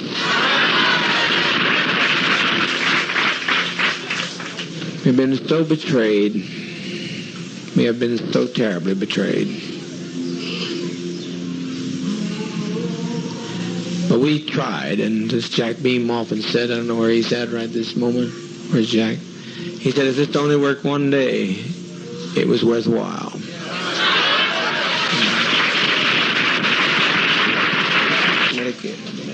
What's going to happen here in a matter of a few minutes is that one of those people on that plane is going to shoot the pilot. I know that. I didn't plan it, but I know it's going to happen. They're going to shoot that pilot, and down comes that plane into the jungle. And we had better not have any of our children left when it's over, because they'll parachute in here on us. I'm telling you just as plain as I know how to tell you. I've never lied to you. I never have lied to you. I know that's what's going to happen. That's what he intends to do. And he will do it. He'll do it. Fortunately, being so bewildered with many pressures on my brain, seeing all these people behave so treasonous, it was just too much for me to put together. But I now know what he was telling me, and it'll happen. If the plane gets in the air, even. So my opinion is that we be kind to children and be kind to seniors and take the portion like they used to take in ancient Greece and step over quietly, because we are not committing suicide. It's a revolutionary act. We can't go back. They won't leave us alone. They're now going back to tell more lies, which means more. Really crazy shit to hear in his own words, man. You hear the kids in the background talking, and it's not suicide, it's a revolutionary act. Yeah. God damn. Really fucked up. But it's amazing that we actually have these kind of recordings that he was doing, which is just amazing. Like Joey said, he was about recording himself. Right. And I mean, those recordings, I mean, at least to me, is probably a big part of what makes it such a amazing story to me, right? Because of being able to hear him actually say shit. That. Yeah, you're not hearing somebody saying that's what he said. You're actually hearing it, and hearing the kids in the background and thinking about what was going on while all this was happening. And imagine the guilt, of these ones that left. And there was one guy that I saw that left a kid there with the mother, and they both died. Yeah, the mom wouldn't let him see. Oh He's my God. He said in that freaking documentary, though, he's like, I'm only here for one reason, just to see my daughter, dude. Right. And didn't let him, and they both ended up dying, like you said. Yeah, it's really fucked up. Now, Chris, despite what many people think about mass suicide, for the record, we all know here that it was not Kool-Aid. Right. It was what? It was Flavor Aid. It was Flavor Aid. So maybe a little of both, but I think more Flavor Aid. Jones couldn't even spring for the fucking high dollar shit. He had to give him the fucking cheap stuff, man. He had to get his fucking blow, dude. He had to get his meth, bro. I guess. Low on syringes. Later that day, 909 of the People's Temple, would line up and take the fucking Flavor Aid laced with cyanide. And they're dying by this pavilion. You could see those aerial shots. It's unbelievable. Where, Jones would preach from that pavilion. They're all like fanned out around it. It's fucked up. Over 300 were children. Marceline Jones, Jim's wife, was among the dead. Jones was telling him that men would be parachuting down to shoot their children. So I guess it's better to poison them and have them writhing around in fucking pain for 45 minutes. I mean, some of them are shot too. Yeah, there was a couple people that were shot. Some they were like scared. They didn't weren't want to going to drink do it, it right, so they shot them. They took them off over to the side and shot them in front of everybody else, so they knew like better drink. You better drink this, you're getting shot. Wow. Like, but That's wouldn't you think fucked that if you know you're going to die either way, and you're watching the people in front of you just like in the agony from the cyanide, wouldn't you just like fucking shoot me then? Right, I'd rather be shot than go through that. Yeah, I don't know, man. It's really hard to tell because were they in some kind of belief process that where they were like, okay, well, what he's telling us is if we do it this way with the drink, then we'll be saved. Oh, and not right. And if we another test, right? If we defect, we're one of the defectors, and we don't do what we're supposed to do, and we're going to get gunned down, and we'll never get into the People's Temple or whatever. Right. That's an interesting way to look at it, man. He told the children to be forced to follow fascist beliefs and go against everything that the People's Temple was for. So these people are just completely conned into this shit. It would take hours for 909 people to drink the poison and die there in Jonestown. As we said, those aerial shots are unbelievable, and just unbelievably heart-wrenching to see it. I mean, it really is, especially seeing families, hugging their kids in death. I mean, it's unbelievably brutal. Joey, it was very lucky, though, for his son, Stephen, who was in the church basketball team. Yeah. They were in a tournament in Georgetown, so they got the fuck out of there. Yeah, he happened to be gone at the time. Probably, just very coincidentally and luckily, right? Just didn't happen to be at the temple at that time and was out, like you said, playing basketball for a team down there. And I saw one of the docs with Steven on it. He's talking about that, how Jim wanted him to come back. He's like, no, we're going to play this other game. I'm not coming back. Yeah, that's right. Fucking fuck you. But so I'm sure Jim Jones knew what was going to happen the day before or whatever. Probably. I mean, maybe not exactly, but but he knew something was going to happen. And he probably fucking wanted anybody that he could that would fucking be by his side there. Right. Oh, sure. That's a good point. I read that Jim Jones had a jeweler's license, which enabled him to buy the cyanide legally, because apparently that's what they used to clean gold with. And I looked this up today. And apparently jewelers still use it for gold and silver cleaning, but it like purifies it. So it sounds more like it would be purposeful when you're mining it, right, than like a jeweler. But obviously it was a thing because that's how he was able to legally buy it. So it's a little unclear exactly how they would use it, but nonetheless, it's still a thing. So he's able to get large stockpiles of this, which we knew eventually was going to be his end game of mass suicide. Of course, Jones was not able to drink the flavor aid himself and writhe around in pain for a few minutes, so he has one of his devoted shoot him in the fucking head. A coroner, I thought this was funny, from Guyana would claim it was suicide, but his son says he thinks somebody shot him. Yeah. Koresh went out the same way, right. So we thought the same thing about him, that it was probably, somebody shot him just to make it quick. Right. Jim Jones's body was cremated, his ashes scattered in the Atlantic Ocean. His autopsy showed a high level of barbiturate phenobarbital, which was he had built up a tolerance for it because he'd been doing it so much. I mean, that's what happens when you do drugs all the time. You build up a tolerance. True. Another thing that came out after his death was that he not only had sex with the female members of the church, but also men. And despite telling the congregation he was the only true heterosexual. So, fucking weird dude. Apparently, he was arrested in 1973 for lewd conduct, masturbating in a theater in the presence of an undercover LAPD officer. So shit got dropped, though. I guess. No, the charge got dropped. Oh, yeah. I don't remember what they said it was for, but the charge got dropped. Interesting. So like most cult leaders, he's telling them one thing and he's obviously doing another. Total fucking hypocrite. So, Chris, I think this is another story of the do what I say, not as I do thing. He's doing all this stuff he told them not to do. And it's amazing to think he's got that kind of hold over people.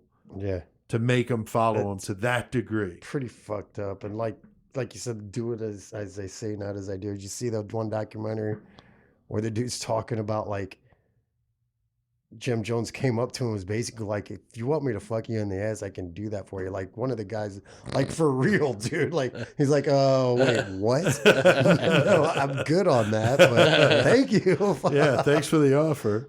Jesus and the other Christ. guy fucking was saying something about, I think if something about if you want him to do that, want him to fuck you in the ass, you probably ought to freaking take an enema and shit first.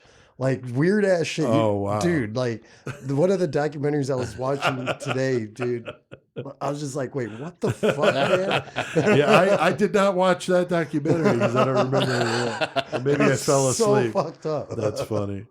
There's been a bunch of documentaries, books, movies, TV shows about him. The whole "don't drink the Kool-Aid" thing is, of course, from that. You know, when you're making, telling somebody don't follow the bullshit line, that kind of thing. Yeah. A ton of songs have been written about him. I mean, I was amazed at all the different bands. And Right. of course, we talked to you about him, Alice's Wake, that we played that song. We Die as One. Yeah, as we came into this segment. But Deicide, Manowar, Heathen, Accept, Polka Dot Cadaver, Church of Misery, and many others have done songs about him and the whole Guyana tragedy. Shawbacks, Skinned. Yeah, They got the Skin, Jim they got the Jones Jim songs. Jones song, yeah. Yeah, so it's been a lot of stuff about him. Anything you guys want to add here that we didn't go over? I think I'm all right. I got a couple things I was going to bring up. Yeah. I'm not much of a conspiracy theorist whatsoever, but if you look at the conspiracy theories behind Jonestown, they're very, very interesting. Not saying that I believe everything, but there's a lot of connections. And what I'm referring to is the fact that Guyana is supposedly linked to property that was owned by the CIA back then, and that the People's Temple was a perfect experiment for them to use hallucinogenics and things like that on. And that the whole massacre and everything else was part of a CIA operation. They said that Jack Anderson, who in 1980 in a newspaper column claimed the CIA was involved in the Jonestown massacre, and speculated the deputy chief of mission at the U.S. Embassy to Guyana, Richard Dwyer, had ties to the CIA. Now, of course, there was an investigation into all that, and fucking they were like, oh, there was no connections. Right. And like I said, I'm not a conspiracy theorist myself. That's interesting. No, I have not heard that. And Russia also did the same thing, where they came out and they said Jonestown was a government operation, and they destroyed them to keep what they were trying to keep was American ideologies from getting further out of country, and and that's all viewed as, since that was the 80s, as Russian tabloid or propaganda against the U.S. Oh, sure. So, like I said, I'm not big into that, but looking into that, it is very interesting, and you can look up like the conspiracies behind that. Something else I wanted to bring up about this, and you were talking about the bands who have done fucking music for this. I'm just gonna read you the lyrics real fast for fucking Deicide, Carnage, and the Temple of the Damned, Sure, because it's so badass. And there's not a whole lot to it. So I figured I'd read them. But this is, Glenn Benton wrote this about the People's Temple and everything else. Right. So he said, sacramental ceremony, People's Temple of the Holy, sepulture for salvation, suicidal confirmation. Forgive me, Father, for I have sinned. You will never sin again. When we meet again, it will be the promised land. Death is in command to the victims of the plan. In the temple of the damned, drink the blood, concentrate of death, congregation is dead. Carnage of the dead, mass cremations of the blessed, sermonizing fatal end in the temple of the damned. When we meet again, it will be the promised land. Death is in command, drinking the blood, concentrate of death, congregation is dead. Homage of unknown, origin of Mr. Jones, of the final praise of the populated grave in the temple of the saved. Death awaits you, to escape is to die. Carnage, blessed be the non-divine. So nice. That song's so nasty too. That's man. badass. Yeah. Well, every Deicide song. I don't think you could have a Deicide song that is not fucking. But I've been nasty. screaming that song since I was a kid, so I thought it would Right. be proper Yeah. just to. Yeah, that's cool. real. No, that's awesome. I did my research with a variety of sources, as we both, all three of us have said. We knew quite a bit about this guy. So, I mean, I've been kind of off and on following him for as long as I can remember. But there Yeah. are some good documentaries out there. about him. If you want to check him out, I saw several on YouTube. Lots of articles, lots of books have been written about him, movies. There's a lot of things out there. Check them out. This one, like I said, I mean, I learned quite a bit doing this one, more so than I can remember with any of these that we've done. The communism stuff and the Father Divine thing I had no idea about, and I do look at him much differently now knowing that. So I think of him even more devious than I did before. He's not a devout religious fanatic like Koresh. I believe he only used it for power, control, and to create the family he never had growing up. So he used the pulpit to get what he wanted. He knew it worked. He had a gift to gab and used the fuck out of it. Next week, we're going to be doing what some people would call another fucking cult leader. Yeah, I mean, he's fucking out there. Depends how you look at it. Right. But L. Ron Hubbard, the member or the founder of the kooky fucking religion Scientology about aliens coming down here and all these weird things. We should do the flying spaghetti monster. People like Leah Remini called out Scientology for what it really is and got some people pretty fucking upset. Yeah. I hope they don't come snooping around here to Horns High. I don't know. South Park fucking destroyed Scientology. Yeah. Big time. Like, holy fuck. Right. L. Ron Hubbard was a science fiction author who invented a religion and got thousands of followers worldwide to buy books written about it, attend seminars, all this shit. You want to talk about a money machine? It is fucking insane how much these people spent. If you haven't heard before Pete's fucking pet peeve about using the fucking first initial, middle name, yeah. It was funny because we were talking. I remember. I can't remember the dude's name now. The one from the other story. Oh, the Dreadful Lives of Enoch. No. Dreadful Life. No. The one dude's name who had the letter, the officer or whatever From the Osage? Yeah, was it that one? Oh no, you're talking about K. Skip Manane. Yes. Oh yeah. Anyway, yeah. so it's funny. Russell Francois. You're right. So we're talking about him, and then you were like, "Oh yeah, L. Ron Hubbard has that kind of name too." And then the other day, I was fucking driving home for whatever reason. I was just thinking about that. I was like, "Man, I bet Pete hates LL Cool J."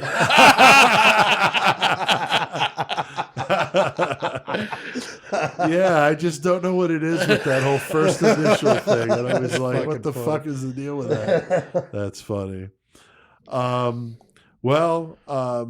Definitely a crazy one for sure next week with L. Ron Hubbard. It's going to be an interesting one to do. Another thing we don't do normally is mention what we've got coming up, but I did want to mention this one.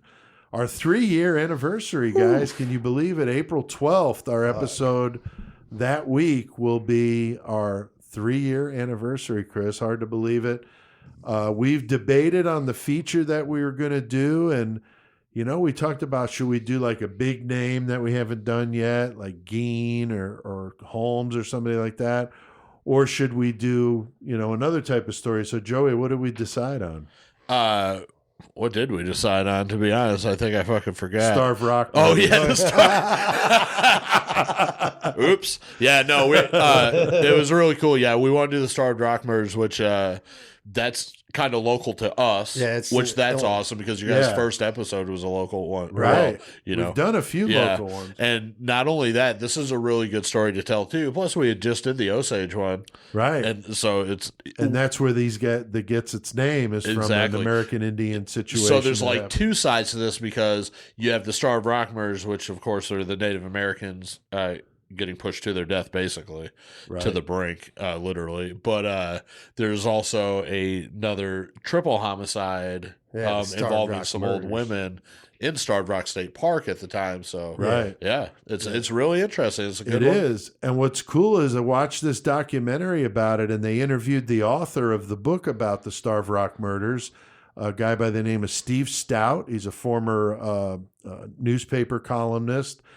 He wrote the book about it. He lives in Utica, so he's right, an hour from us. And so anyway, we're going to do this via the internet. So I guess he could have lived in Bangladesh, India, and it wouldn't have mattered. But it was cool that he's a local guy to us. So Steve's going to come on, and we're going to interview him about what happened there. He's an expert on it. He told me they're actually filming a new documentary about it. Oh, really? Yeah, there's been people all over Starved Rock here recently filming. So Okay. there's going to be something coming out. So our timing on this, I think, is good. So, but that'll be interesting. So we're going to do that interview with Steve on Sunday, and then we'll use part of it in the show. But the show is coming out the week of April 12th. Will be our 3-year anniversary on the Starved Rock murders. So that's going to be cool. Well, guys, I think we've done plenty murdering tonight. I think I hear that music. CK's getting ready. So, Joey, tell me what the fuck we got to do right now. We need to get away from these whizzing bullets and these jungles of Guyana and go get our fucking metal on. Known the world over as the master of metal, the crusher of posers, and murder metal mayhem's knower of all things metal, hailing from Wild Man Street in Danbury, Connecticut, standing at 6 feet of brutal, punishing madness, weighing in at 220 pounds of poser pulverization, the one, the only, toughest bastard on the planet, Chris C.K. Kovacs!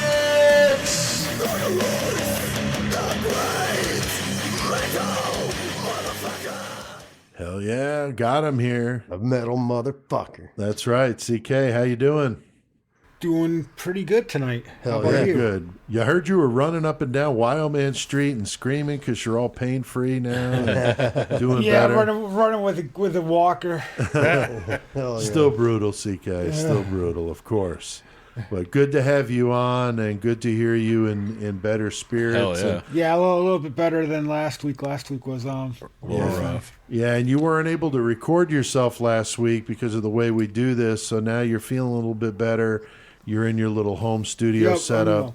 I'm in my little, I'll say cubicle. Wild Man Studios. Yeah. So, all right. Well, very good, CK. Well, we've been just talking about Jim Jones, of course, and now we're going to completely change the subject. And this band that you've got picked, I know nothing about, so I'm always interested to hear about something I don't know a whole lot about.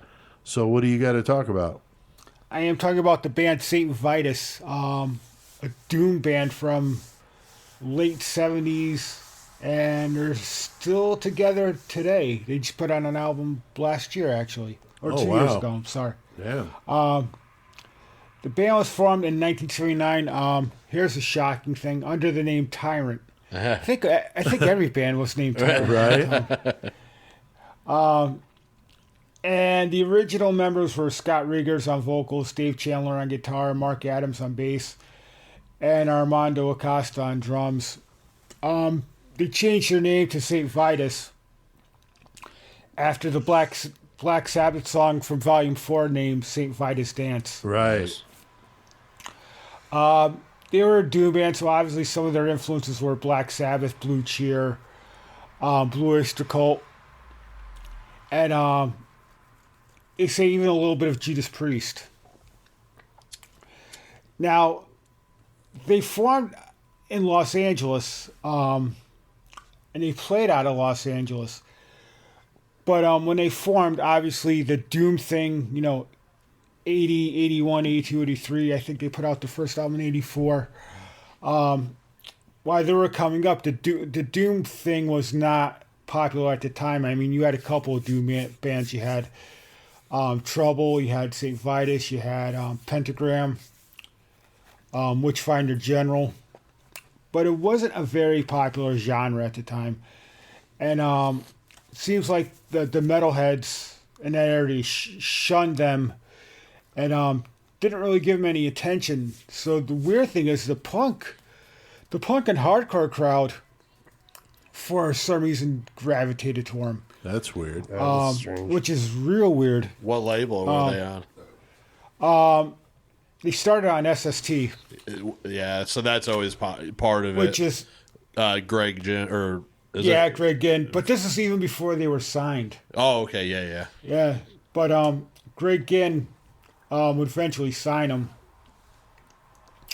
and like I said, they had a following with the hardcore and punk crowd for some reason. Yeah. And toured with some of those bands. They toured with the Brood, Saccharine Trust, even the Mentors, Nice. And Black Flag. The original band put out the first 2 albums, which were self-titled, which is really good. And they were just a slow, gloomy, doomy band. I mean, some people say they made Black Sabbath look like speed metal. God damn. That's what I feel like typo negative. They actually made the song Black Sabbath slower. Yeah, he did, dude. God. That's funny. So that era of the band put out the first 2 albums on SST, which was St. Vitus and Hollow's Victim. In 85, 86, Scott Regers left the band, and they recruited God, what was his name? Give me a second. Holy shit. Holy shit. These new drugs got me good. Scott. They recruited Scott Weinrich from the Obsessed, another legendary doomish band, that kind of genre. So they recruited him, and some say they put out probably their best album to date, which is Born Too Late with Scott. It's probably like their masterpiece. From start to finish, there's not one bad song on it. And if I was to tell somebody where to start, I'd probably start on that album, as far as getting into St. Vitus. He continued on with them on Mournful Cries, which was I think that was their last album for SST. I don't know if SST dropped them or they just left, and because at that time I don't think SST was doing much business, and they probably didn't get the push that they probably deserved. Right. Yeah, like Joey was saying, that's a huge part of it. Is the label, and how's the label behind you? Are they pushing you? Are they getting you on the right tours? The timing of the releases is huge. What else came out? When your album came out, could completely change the course of everything. Exactly. Yeah. Exactly. They signed with a small label, Hellbound Records, after that, and put out St. Vitus 5, which is their 5th studio album. Again, Scott Weinrich was still the vocalist on that time. And they're putting out quality albums. Pretty much through their career, they've put out quality albums. I can't say there's been one album that was really a clinker for me, or an album like I couldn't stand. Right. I got to say that pretty much I thought all their albums are great albums, and not one shit album. That's cool. But Scott Weinrich left after the 5th album, and they recruited a singer named Christian Linderson, who's been around the scene for a while. If I had to pick an album that was the worst, I'd probably say this was probably, if I was ranking them on a scale, it's probably the worst album for me as far as St. Vitus. It would be the last on my list to listen to. But it was still a good album. I can't totally knock it. That's cool. Linderson only lasted for one album. They recruited. Now, you still had all through this. You still had Dave Chandler, Mark Adams, and Armando Acosta. Still, the band. It's just been the singers have been in and out. Scott Regers comes back to St. Vitus on the next album, which is Die Healing. The second album for Hellbound Produced by Harris Johns, who was big on. He produced a lot of the, if you remember, a lot of the noise bands he produced Okay. in the late '80s. Did you say noise bands? Yeah, the label. Yeah, noise. The label Oh, noise. okay, Yeah. okay. Fucking Noise Combat, fucking Corrosion of Yeah. Conformity was on there. Yeah, a bunch of Venom. bands. Yeah, so he actually produced them. Now they broke up after that, and they actually were broken up for about 15 years, give or take. Huh. And decided to reform in 2000. I think it was 2011.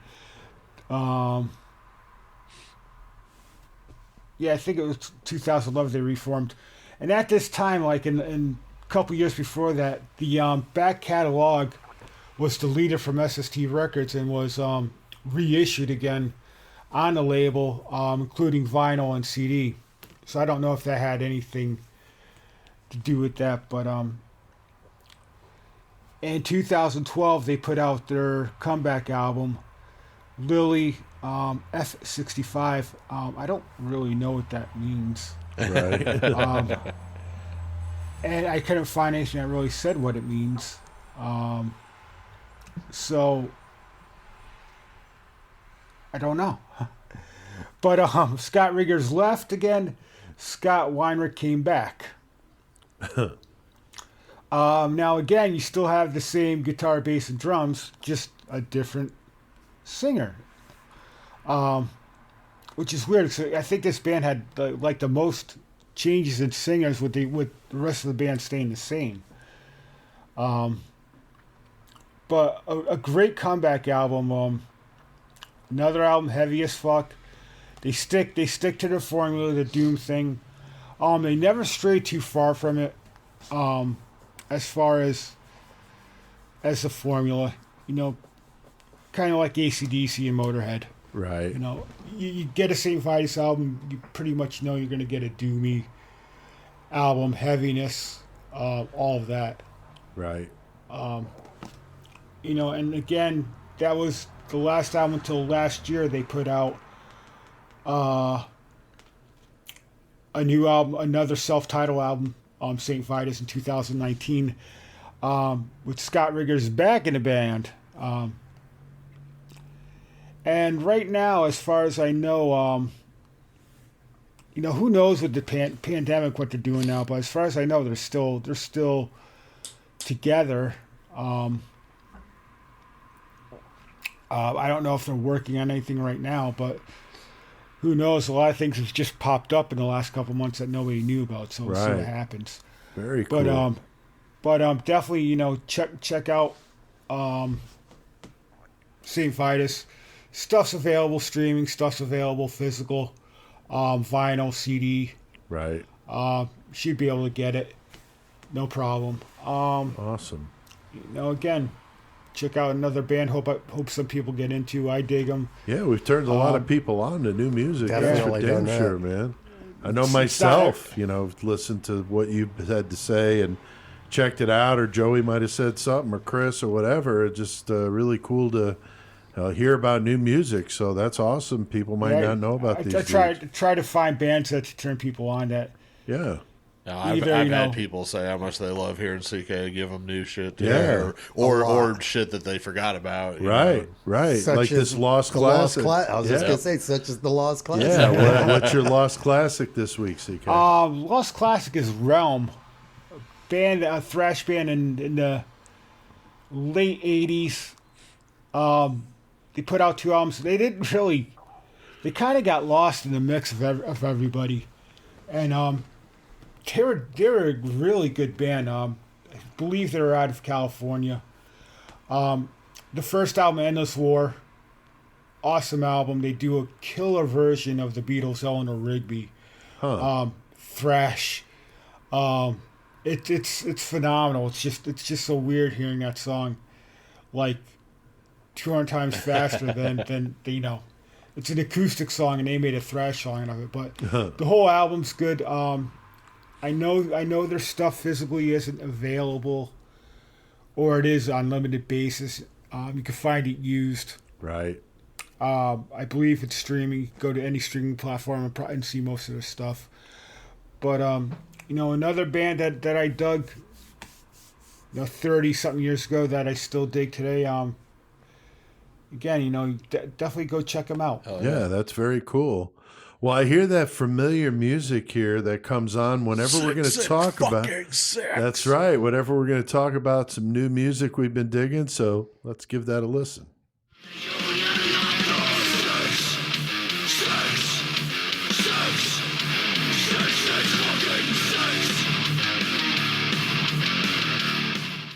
All right, 666 tells me we're going to talk about some new shit we've been digging on. Chris, what about you, man? Nothing really. I just been jamming whatever here and there. I haven't really been listening to anything new. Like Jamming dildos in your bum. Fucking every day, baby. Well, you guys went on a trip, which we're going to talk about here in a minute, but I'm sure you guys were jamming stuff on the way there and back. And oh, yeah, Perceptions, Torment, fucking, dude, hell yeah, dude. Awesome. Fucking good shit. Awesome. Joey, anything to add to that conversation? No, about the same. I was going to pretty much talk about the bands that we saw, so we'll talk about that in a little bit. Yeah. I spent my time, checking them out before I went down there. And awesome. Always makes it a little more fun, get used to a few songs to a band that you've never heard. So. Right. CK, what about you lately, dude? Still jamming the Malice This Week and Harlot. Along with it. Angelus God. Apatrida? Apatria. I can't say it. Apatrida. Apatrida. Exactly. Some Exactly. Death today. some death. And that's about it. I was checking out that new Solstice. They've got a new album coming out, and the new song is wicked. I was digging on that. I can't remember the name of it offhand. And I've still been jamming Enforced, the Kill Grid album. I've been listening to that too. Fucking relentless, man. That is so good. Every time I listen to it, I hear a riff I didn't hear the first time. I'm like, where the fuck didn't I remember that? Like, god damn, that's fucking wicked. So that, I can't talk about that one enough. We're going to be doing an interview with them on Sunday. That'll be fun. CK, you and I, and Joey and Chris may be involved with that too. We're going to see, because we're doing an interview before that for the Starved Rock episode with the author, so which will definitely be for that. Yeah, so they're going to be here, but we're not sure if they're going to stay along for that part of it. So you and I, though, for sure, talking to Enforced on Sunday. Yeah, that definitely. Should be cool. Also, the you mentioned Angelus Apatrida. I watched their live streaming concert on Saturday. It was absolutely wicked. And I just saw today that they're going to do something with it. I watched this, and I'm like, they would be dumb to not do a DVD of this, because it was really cool. They had the audience sitting down in masks, which was weird. But the place was, as full as they could make it. And then, of course, broadcast live on the internet from Madrid. But it was really cool. It was like 90 minutes long. It was kick-ass. They played really well. And so they said, I just saw today on Facebook something about they're going to make an announcement about that. So I don't know if they're going to make it free or if you have to buy it or what, but I think that's cool. So I'm sure more bands will be probably doing some of that kind of stuff. I'm sure. Fuck yeah. Now, Joey, Chris, you guys went down to Mississippi over the weekend. What was Gulf that all Coast, about? baby. We was right near the beach. I went, and to tie this story to what we were just talking about, something else. I did get to I'm writing my new album, Goremonger, just figuring the narrative. But I had 7 songs completely done out of 12. And I had those 7 songs on a CD that I jammed, for Chris and Michael, and then Chris Derwin with us. So I got to actually fucking jam it down the road. Give it the road test with some homies. Jerking off and stuff. No, because we weren't paying him. He only does it when he's getting paid on top of it. I It's got to be on company time, bro. Yeah. But no, it was a fucking fun ass trip though. Probably a little more time in the car than out of it. We shot down there on Friday morning. We took off at 5, so we got there about 7 at night. Yeah. And then we fucking hung out for a little bit that night. Then went to the beach the next morning. Went to a few souvenir shops, and then the fucking show was that night, Saturday. And we fucking went and kicked it there, and I fucking jammed, and it was a fucking blast. And fucking, we hung out at the bar until it closed, and then we fucking went to an after hours with everybody. And it didn't take long to figure out that fucking everybody was going to be partying a little longer than I wanted to, so I was trying to get some sleep a little bit, and ended up getting in the car at 6 and being like, "Fuck it, get in." And we drove back to home. fucking back home. Oh my god! Like on no sleep, we're just like, "Fuck it, let's go, dude." 13-hour drive. Wow! Holy shit! But at the same time, I was just like, "Man, we got to be home." You know what I'm saying? Right. Like, you can't sit here. Like, we could have got a hotel and probably crash, but it's like, sure. no, then we'll just, you're getting back at like 10 o'clock at night. yeah. And I mean, I don't drink, so I mean, I had that going for me. So it wasn't like I was drunk or anything all Right. night. So I wasn't drinking, and I was just a little fatigued and shit, having played and all that. But Sure. I mean, the whole fucking trip was so fucking fun, though. Dude, so fun. Yeah. Fucking the band's kicked ass. Yeah, I was dude. going to say, what were some of the bands that you wanted to mention? The first band that played was Constricted. Threw a sticker up on the table, but they were Cool. they were an add-on.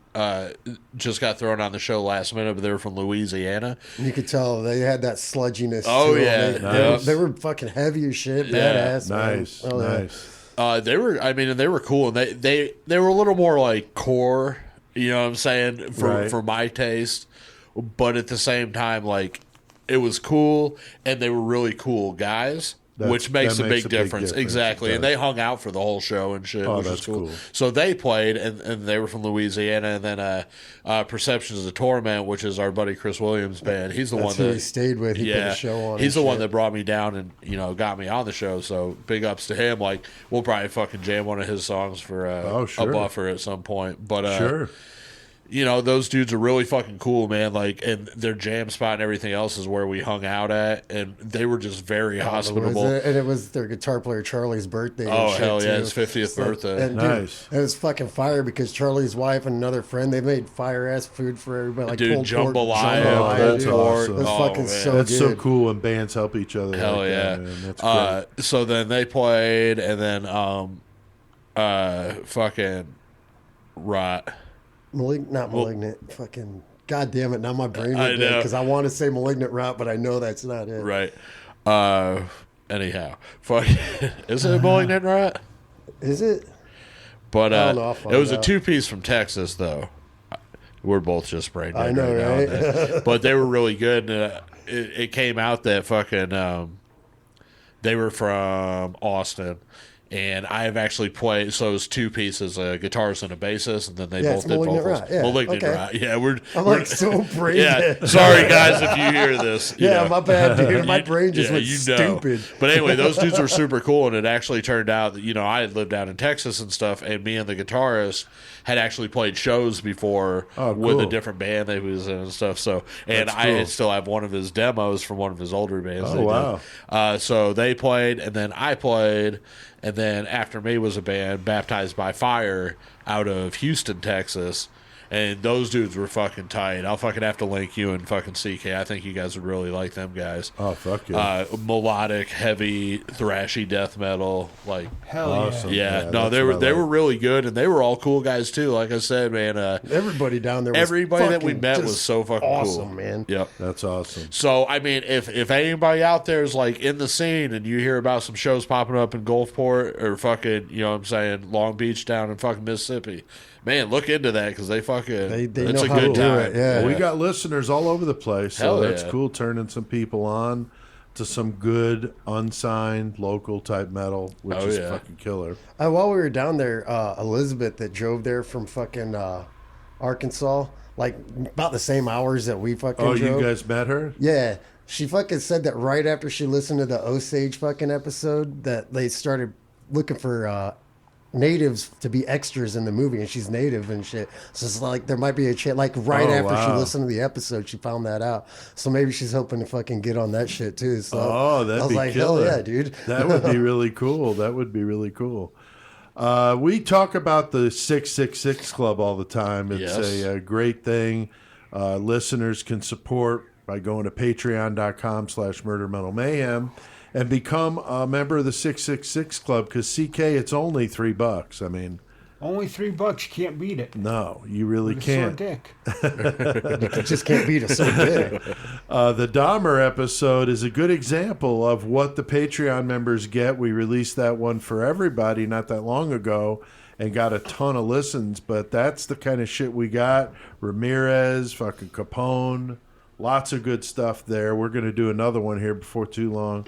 So go to 666 Club and support the Murder Metal Mayhem podcast. We appreciate it.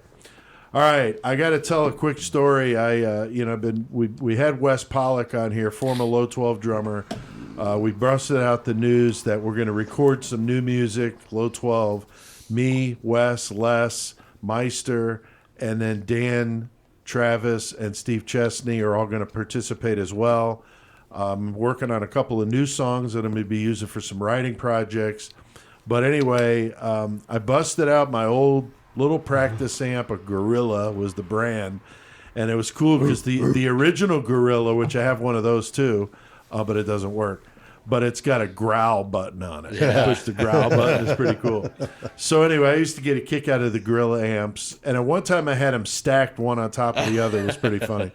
But the old one is completely dead. This one I bought back in the 90s, I've been using ever since I've been, playing in Low 12, wrote Crawl Space on it, everything else.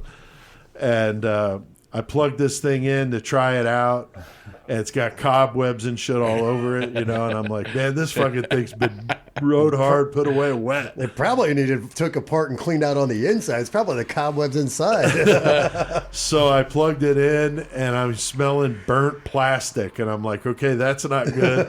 And then a wisp of smoke starts coming out of the input, and I'm like, okay, this definitely is not good. So I shut it the fuck down. But CK says I should get a video of it. Smoking and shit. Yeah, which I should, because I still have it. I can't bear to throw it away. I'm like, maybe I should sign it and sell it. I don't know. I mean, it's the amp I wrote 75% of the Low 12 songs. See what? So, I don't know. Take it home and take it apart and see what burnt and see if solder something. Yeah, it might be salvageable. I don't know. But anyway, I just thought you guys would get a kick out of that. We should take it out and shoot it on video. Fuck yeah, dude. I'm down. Get some tannerite and blow that bitch up. But I mean, what a brutal way to go out, though. Right? Yeah. The fucking Gorilla amp's just like, fuck you. Yeah. Wisp of smoke. I'm fucking dead. Last breath. Right. It's like releasing its last Its breath. last growl. Yeah. Exhaling smoke, too. Don't forget to order one of these awesome new shirts. Everybody's got them now. CK, you got yours. Yeah, it's awesome. I love it. Yeah. Does it fit you good? Fits me perfect. Awesome. And you even got a hoodie. Laura liked it so much that you sent her one too. Yeah, So. yeah. She wanted one too, so she's got one on the way, and that's cool. Joey, you? Yeah, I mean, I brought my buddy in here, Punky, to tell you all about it. Oh, damn. So let me give him the mic. Oh, shit. I didn't know Punky was here, man. Punky Brooks in the house, 419 ho. If you don't get this Murder Metal Mayhem shirt, you ain't Crip love for me, nigga. Wow, Punky. Wow. Man. All right, Punky. I mean, that's cool. Damn. I'm surprised Punky likes us, because I figured he'd be mad at us for making fun of him. But, all right. Hey, you guys made fun of him. Keep me out of it. I got enough issues. Anyway, we are going to be doing some deals on the Facebook page where we're going to sell the shirts.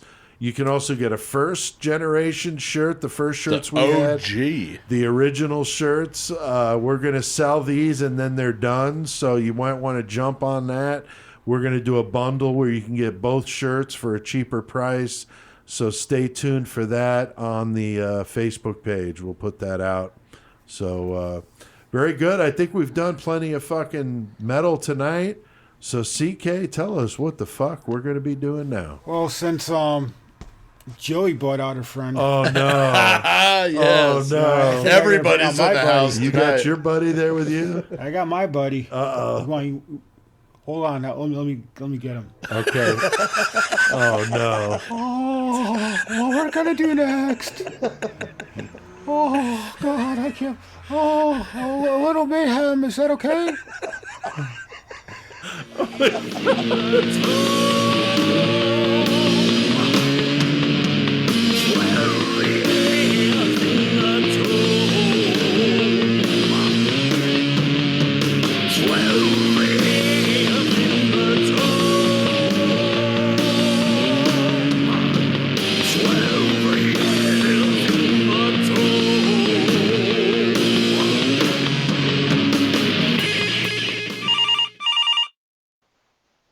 Magnata Animal Rescue, how can I help you? Hi, my neighbor has several kittens in his apartment, and he's been talking all crazy, saying he wants to kill them and post a video of it on the internet. What the fuck should I do? Well, do you have a cell phone that you can use? What do you mean? So you can take the video for him. I'm sure he could use someone to do that while he's killing the kittens. It's kind of hard to do both, you know what I mean? What the fuck? That's sick, man. I want to stop him. That's why I'm calling you. Well, at Magnata Animal Rescue, we encourage people to kill the cutest animals so people will adopt the ugly ones. So killing kittens makes perfect sense. Adopt a goat with mange, or a rabid possum instead. Ugly animals need loving too. You're just fucked up. A goat with mange. A rabid possum. Possums don't even get rabies. I fucking love it. Oh man, Luca Magnata, Animal Rescue. You gotta love that. That was CK and Joey. Yeah, they're front and center doing that beauty. And of course, before that was Saint Vitus with 12 years in the tomb. So, all right. Well, we are in Mayhem, which is one of our favorite places to be. We'd like to do some silliness in Mayhem. And being that we know this is going to be a long episode, we're kind of going to bypass telling the Mayhem stories tonight. We are, but I'm going to let everybody know. Yeah, I was telling you guys earlier. Little tease. Yeah, we're gonna do the fucking the Jeff Davis 8 case. From down in Louisiana. Boudoir Inn. The Boudoir Inn. Boudreaux Inn. Yeah. Oh, Boudoir. But anyway, that's a case. We're gonna get into that about 8 prostitutes that were killed and no one was ever charged. Right. With a whole lot of scandal and shit behind it, but. When me and Chris and Michael and Durr all went down to Mississippi this weekend, I was part of an instance that I'll have to share during that because it fucking references it. Oh, great. And I mean, it's so fucking out of this world that I couldn't even believe what the fuck was going on. Were you part of the lineup or something? No, but I'm gonna save this story because it's so fucking stupid and so perfect for the fucking Jeff Davis 8. Oh, that and we be do perfect. that like it's not too long. Like yeah, it's coming up here at the end of the month. No, that was the last week of April. Last week, Okay, of April. yeah, So we'll get yeah, so text on for it's that not one. that far off. So No. yeah, keep an About ear another peeled, month. Yeah, and you'll then you hear can it. hear that mayhem story. Yeah, that's going to be good. That's going to be good. All right. Well, we got another big milestone. We talked about our 3-year anniversary, Holy CK. shit. Can you believe that? We were talking Not about really. this earlier. It is. It's unbelievable.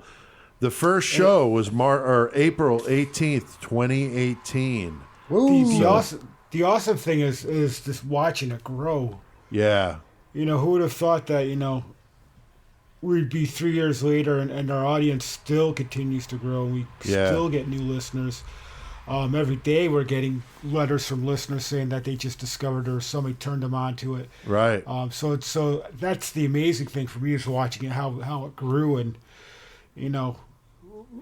it's like we're celebrities on a It's minor like my level. little baby. Yeah, it is. It's a lot of fun, dude. It really is. Exactly. So April 18th, 2018 is our birth date. So we're coming up on that. So if you've got any comments or things you want to put out about us being here 3 years, go on the Facebook page or send us an email. You can email me at pete@murdermetalmayhem.com if you want to do it that way. Hey, maybe we'll read yours on the show. We've already got some really good I've ones. seen some of Some of them are really great, good. I'm man. like, holy shit. Yeah, pretty awesome to see people that like the show that much that want to say something like that. So thank you to all of you that have already done it. And again, if you want to be a part of that, well, we're going to read more than the usual 3 when we do this episode here in a couple weeks. So it's kind of crazy that we're coming up on another big milestone, but 3 years was definitely never would have thought starting this would be still doing really. it. I mean, really just didn't know, you know? Yeah, didn't know at all. Like, all right, let's try it. Fuck it, why not? I know I wanted to I wanted to give it 110%, you know, and try to make it better every episode, better than the one we did before it. And, you know, and I think we've, you know, kept up a pretty good intensity here doing this every week. Definitely been consistent. It has been very consistent. I like going back and listen to like the first ones I was on. Oh God, I know. Yeah, I was surprised when I went back and listened to the first episode. I think we did something with that down the, you know, at some milestones at some point.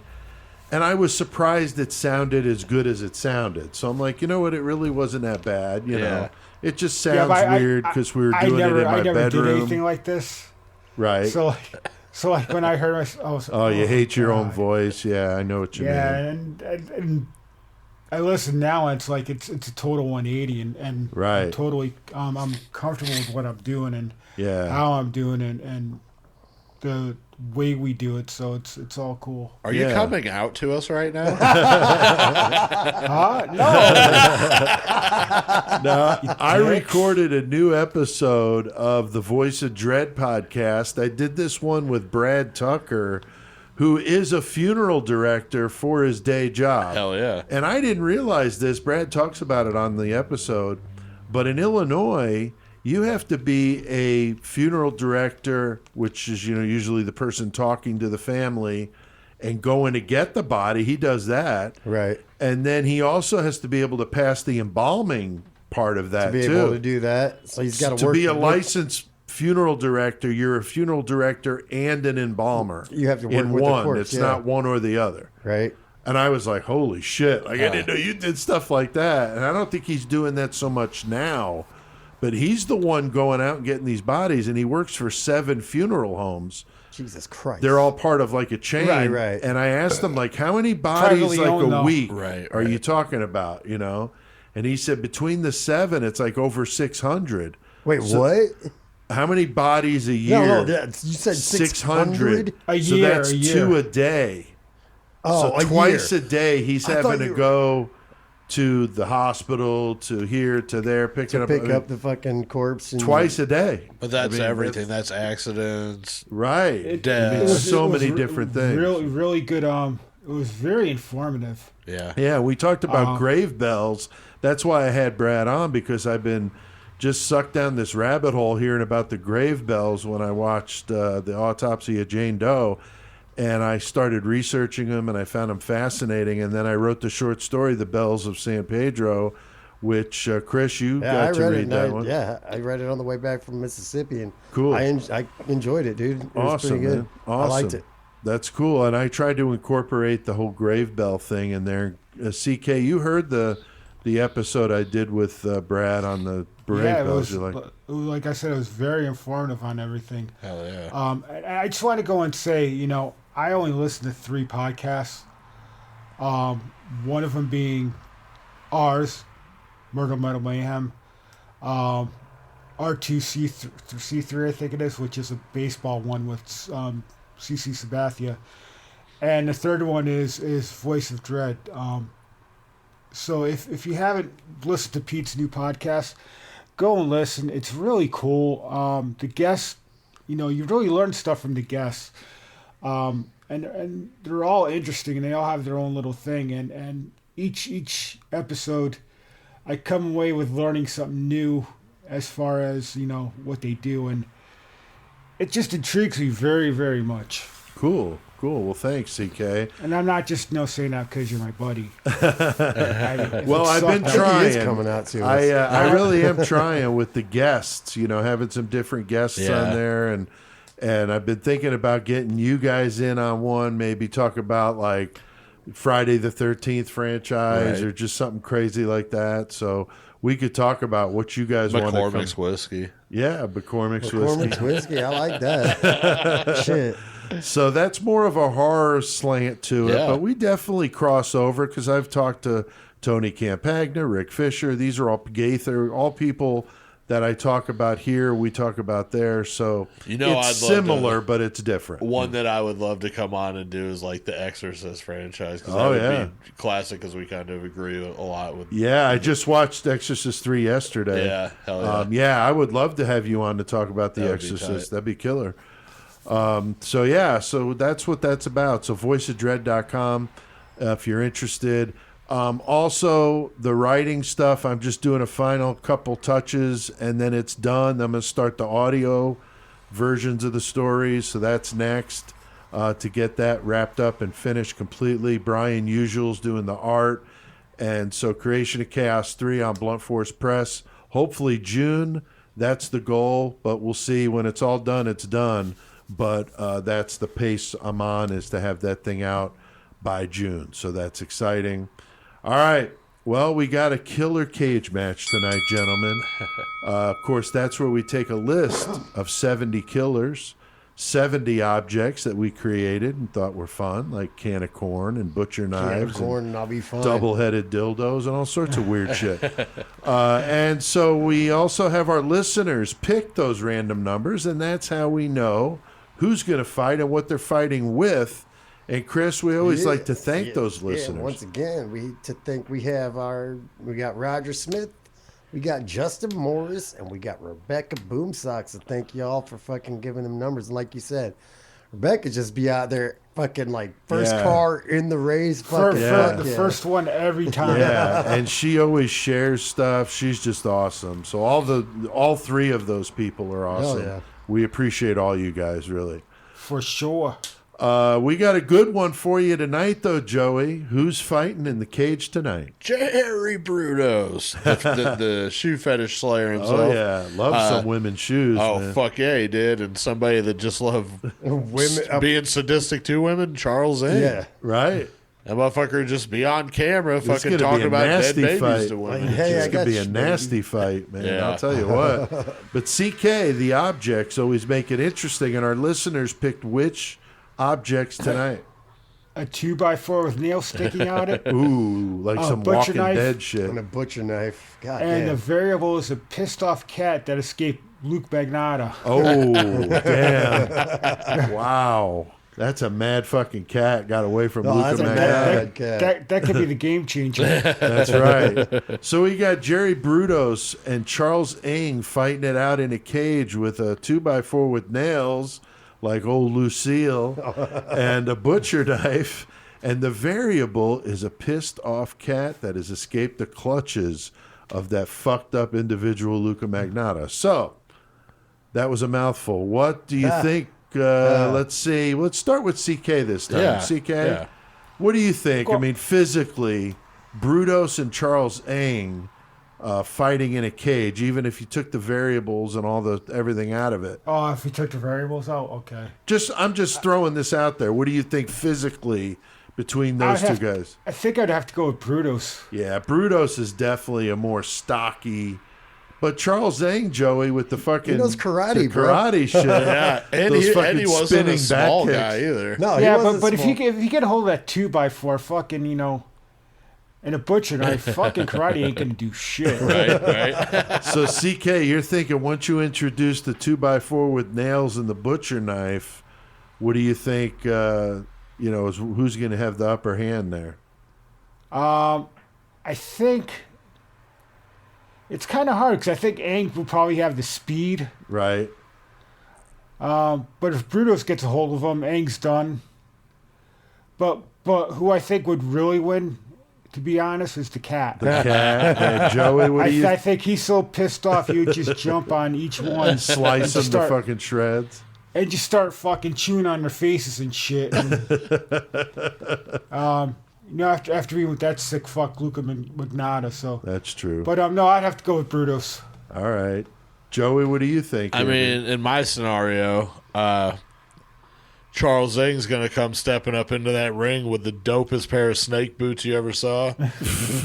Jerry Brudos is going to see them and just be fucking mesmerized staring at them. Oh, wow. So Charles Zing's going to take that fucking 2x4 with the nails and just bop him upside the head, knock He's him not going out. to do a spinning back kick? No, then he's going to pull out the fucking vice out of his fucking underwear that he fucking stole from the fucking hardware store. On the way. He's got to fucking stick fucking Brudos' head in there, and then fucking one by one, the 2x4, and then the butcher knife, and then the pissed off cats all going up fucking Brudos' ass. Ooh. Charles Zing for the win from me. Damn. Chris? It's hard going after Joey, dude, but I was going to go with Bruno's, but Bruno's. I mean, I'm personally thinking if Brudos gets a hold of either Or the Charles Zing 2x4 for the win, I mean, or yeah. the butcher knife, but more so the 2x4, because if he doesn't want to get up close and personal with Ing, I think the butcher knife is going to make him have to do that. So the 2x4, he can keep a little distance. He's a big motherfucker, and he might be able to beat Charles Zing up enough to where he can get the upper hand. Yeah. But that fucking pissed off cat, man, I'm thinking that son of a bitch is just going to be claws just fucking flying and people getting fucking sliced Throwing up. that telling you. motherfucker in the middle of the fight. That motherfucker's, Yeah. oh. You know what I started? Don't count the cat out. Right, That's exactly. right. Could have been the cat from the bathtub, Chris. Maybe did live through that. You know what I started thinking after, though? What if them two motherfuckers went like, oh, hell yeah, they started throwing that cat and using the fucking thing as a bat and spiked fucking wood. Started with fucking those playing two? baseball with that cat. I could see that. Right, and then I started thinking after, I'm like, what if Charles Zing made some fucking cat sushi out of that shit and started eating that Oh, man. What if they man. fucking use that cat like a spit? thing? Right. I have one of those nasty Decatur pictures I have. Yeah. It's a wok with the lid on it and a cat like half out Get of the it. fuck out of Oh here, yeah, I've got dude. it. Yeah. You can see its legs and its tail. Yeah, it's pretty Oh, fucked man, up. that's fucked. So somebody was eating the fucking cat. Yeah, it's pretty fucked up. All right, well, I think that's an interesting killer cage match for damn sure. So I think we've done plenty of mayhem tonight, guys. So let's hit that fucking outro.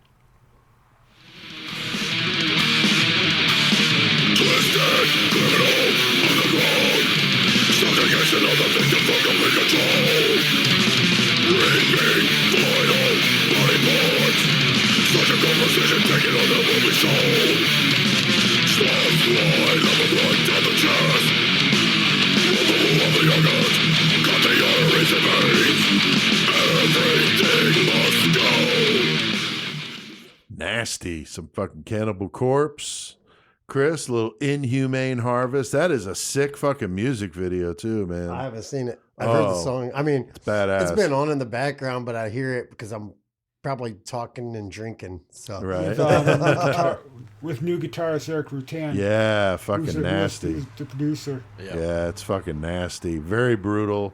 Anxious for that to come out. All right, the bumper music tonight, St. Vitus, Cannibal Corpse, and In Malice's Wake. CK, who does your intro music, my friend? The one and only Christ. Oh, yeah, Spanish metal. Murder Metal Mayhem intro music, Chris, by Low 12. and Joey, of course, our 6 fucking 6 music by Onslaught. hell yeah. Go to spellboundeffectsandart.com. Support indie artists like Tony Campagna. Chris, you can get a beating heart. You can get a fucking baby's I hope head. it's beat. I'm sitting here. Shit. God damn. You can get his new nightlight, CK. I don't know if you saw that with Yeah, the I saw it oh for my Rick god. City Nightlife for Kids. Yeah, it's so fucked up. And he says we're on the workbench, so there's something coming our way. I can't wait. So we'll see what Tony's got. So spellboundeffectsandart.com. And also, thanks to new sponsor, Rotten Cotton. We'll be putting out some info about them here in the next episode or two. Thanks to everybody out there listening. We keep seeing those numbers rolling in. We really do appreciate it very much. Got some really good comments this time. Chris, Rich, you read that first one for us. Dora killed the explorer. I love that one. Oh no! What the fuck's going on? I love Dora. Man, you ain't gonna be bringing that weepy voice up in here, son. Oh, bring it, you big puss. We'll see who wins this one. That's a good cage match. Punky versus weepy voice killer. Fuck. Yeah, Chris, why don't you read this one? Oh yeah, we're reading comments. Dork Killed the Explorer says, I'm a listener in New York City, and this podcast is fucking great. Keep on slamming it, guys. Nice. Fucking right, dude. Thank That's you, awesome. Man. Hell yeah. Thank you for Slamming it listening. like my dick in the door.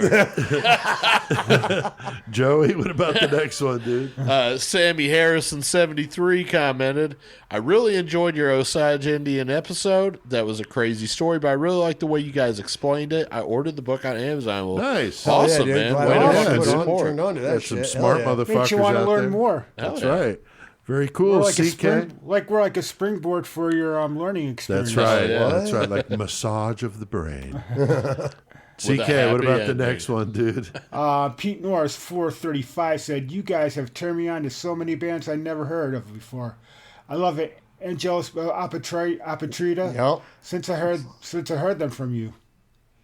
Also, Harlot, Skeleton Pit, and Analysis Wake are fantastic. Hell I would yeah. have to agree. Yeah.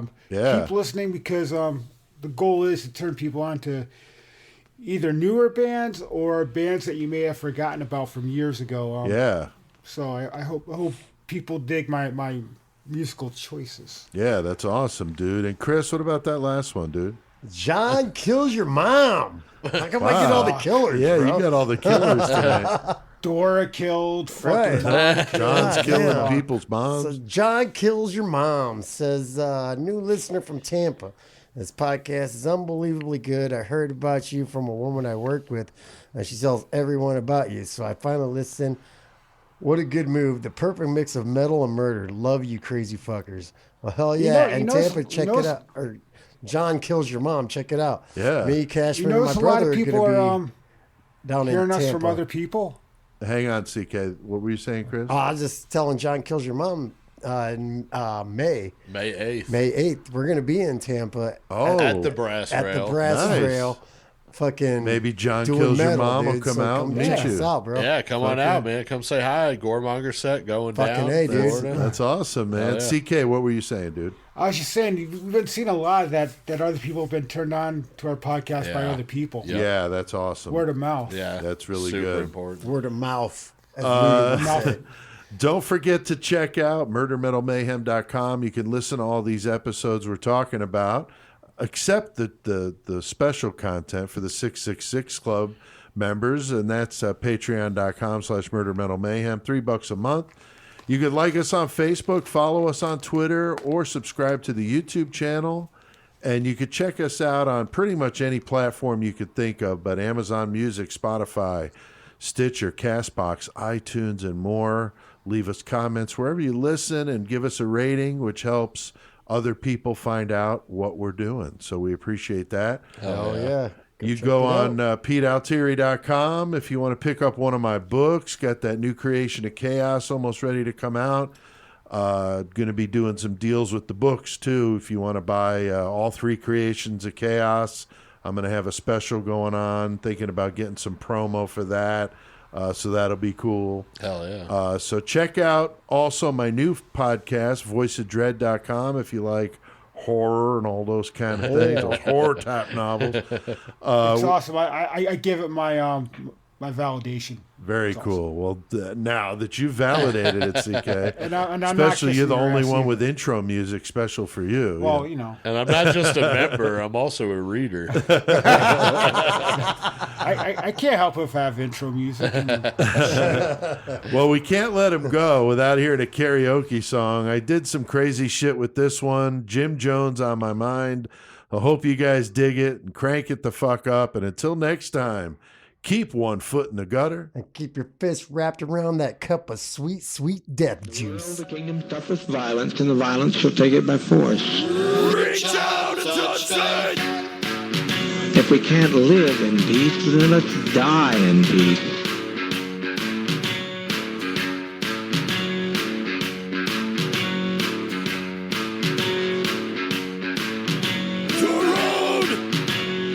personal. Jesus,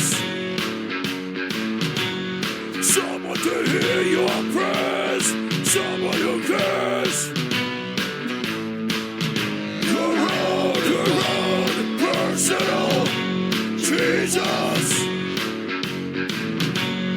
someone to hear your prayers, someone who's there. Fuck yeah.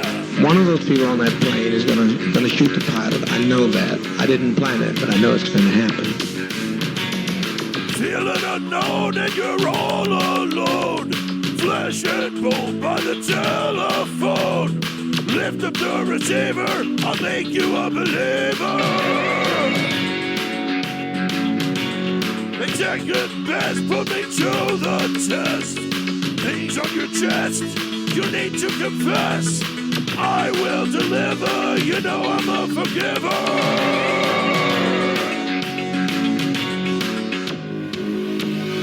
Reach out and touch faith.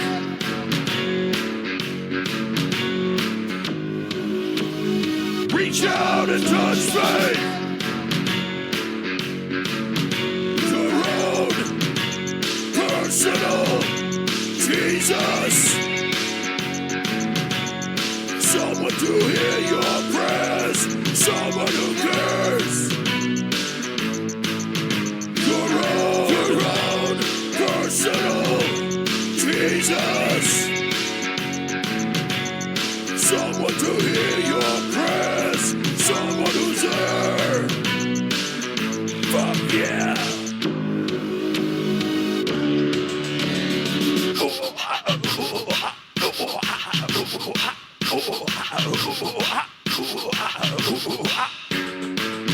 We had better not have any of our children left when it's over, because they'll parachute in here on us. Feeling unknown and you're all alone. Flesh and bone by the telephone. Lift up the receiver, I'll make you a believer. I will deliver, you know I'm a forgiver.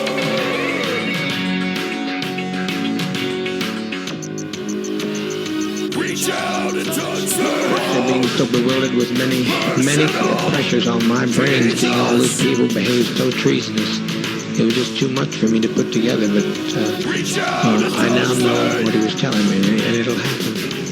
If the plane gets in the air, even. So, my opinion is that we be kind to children and be kind to seniors and take the portion like we used to take in ancient Greece and step over quietly, because we are not committing suicide. It's a revolutionary act. We can't go back. They won't leave us alone. They're now going back to tell more lies, which means more congressmen, and there's no way we can survive. Mother, man.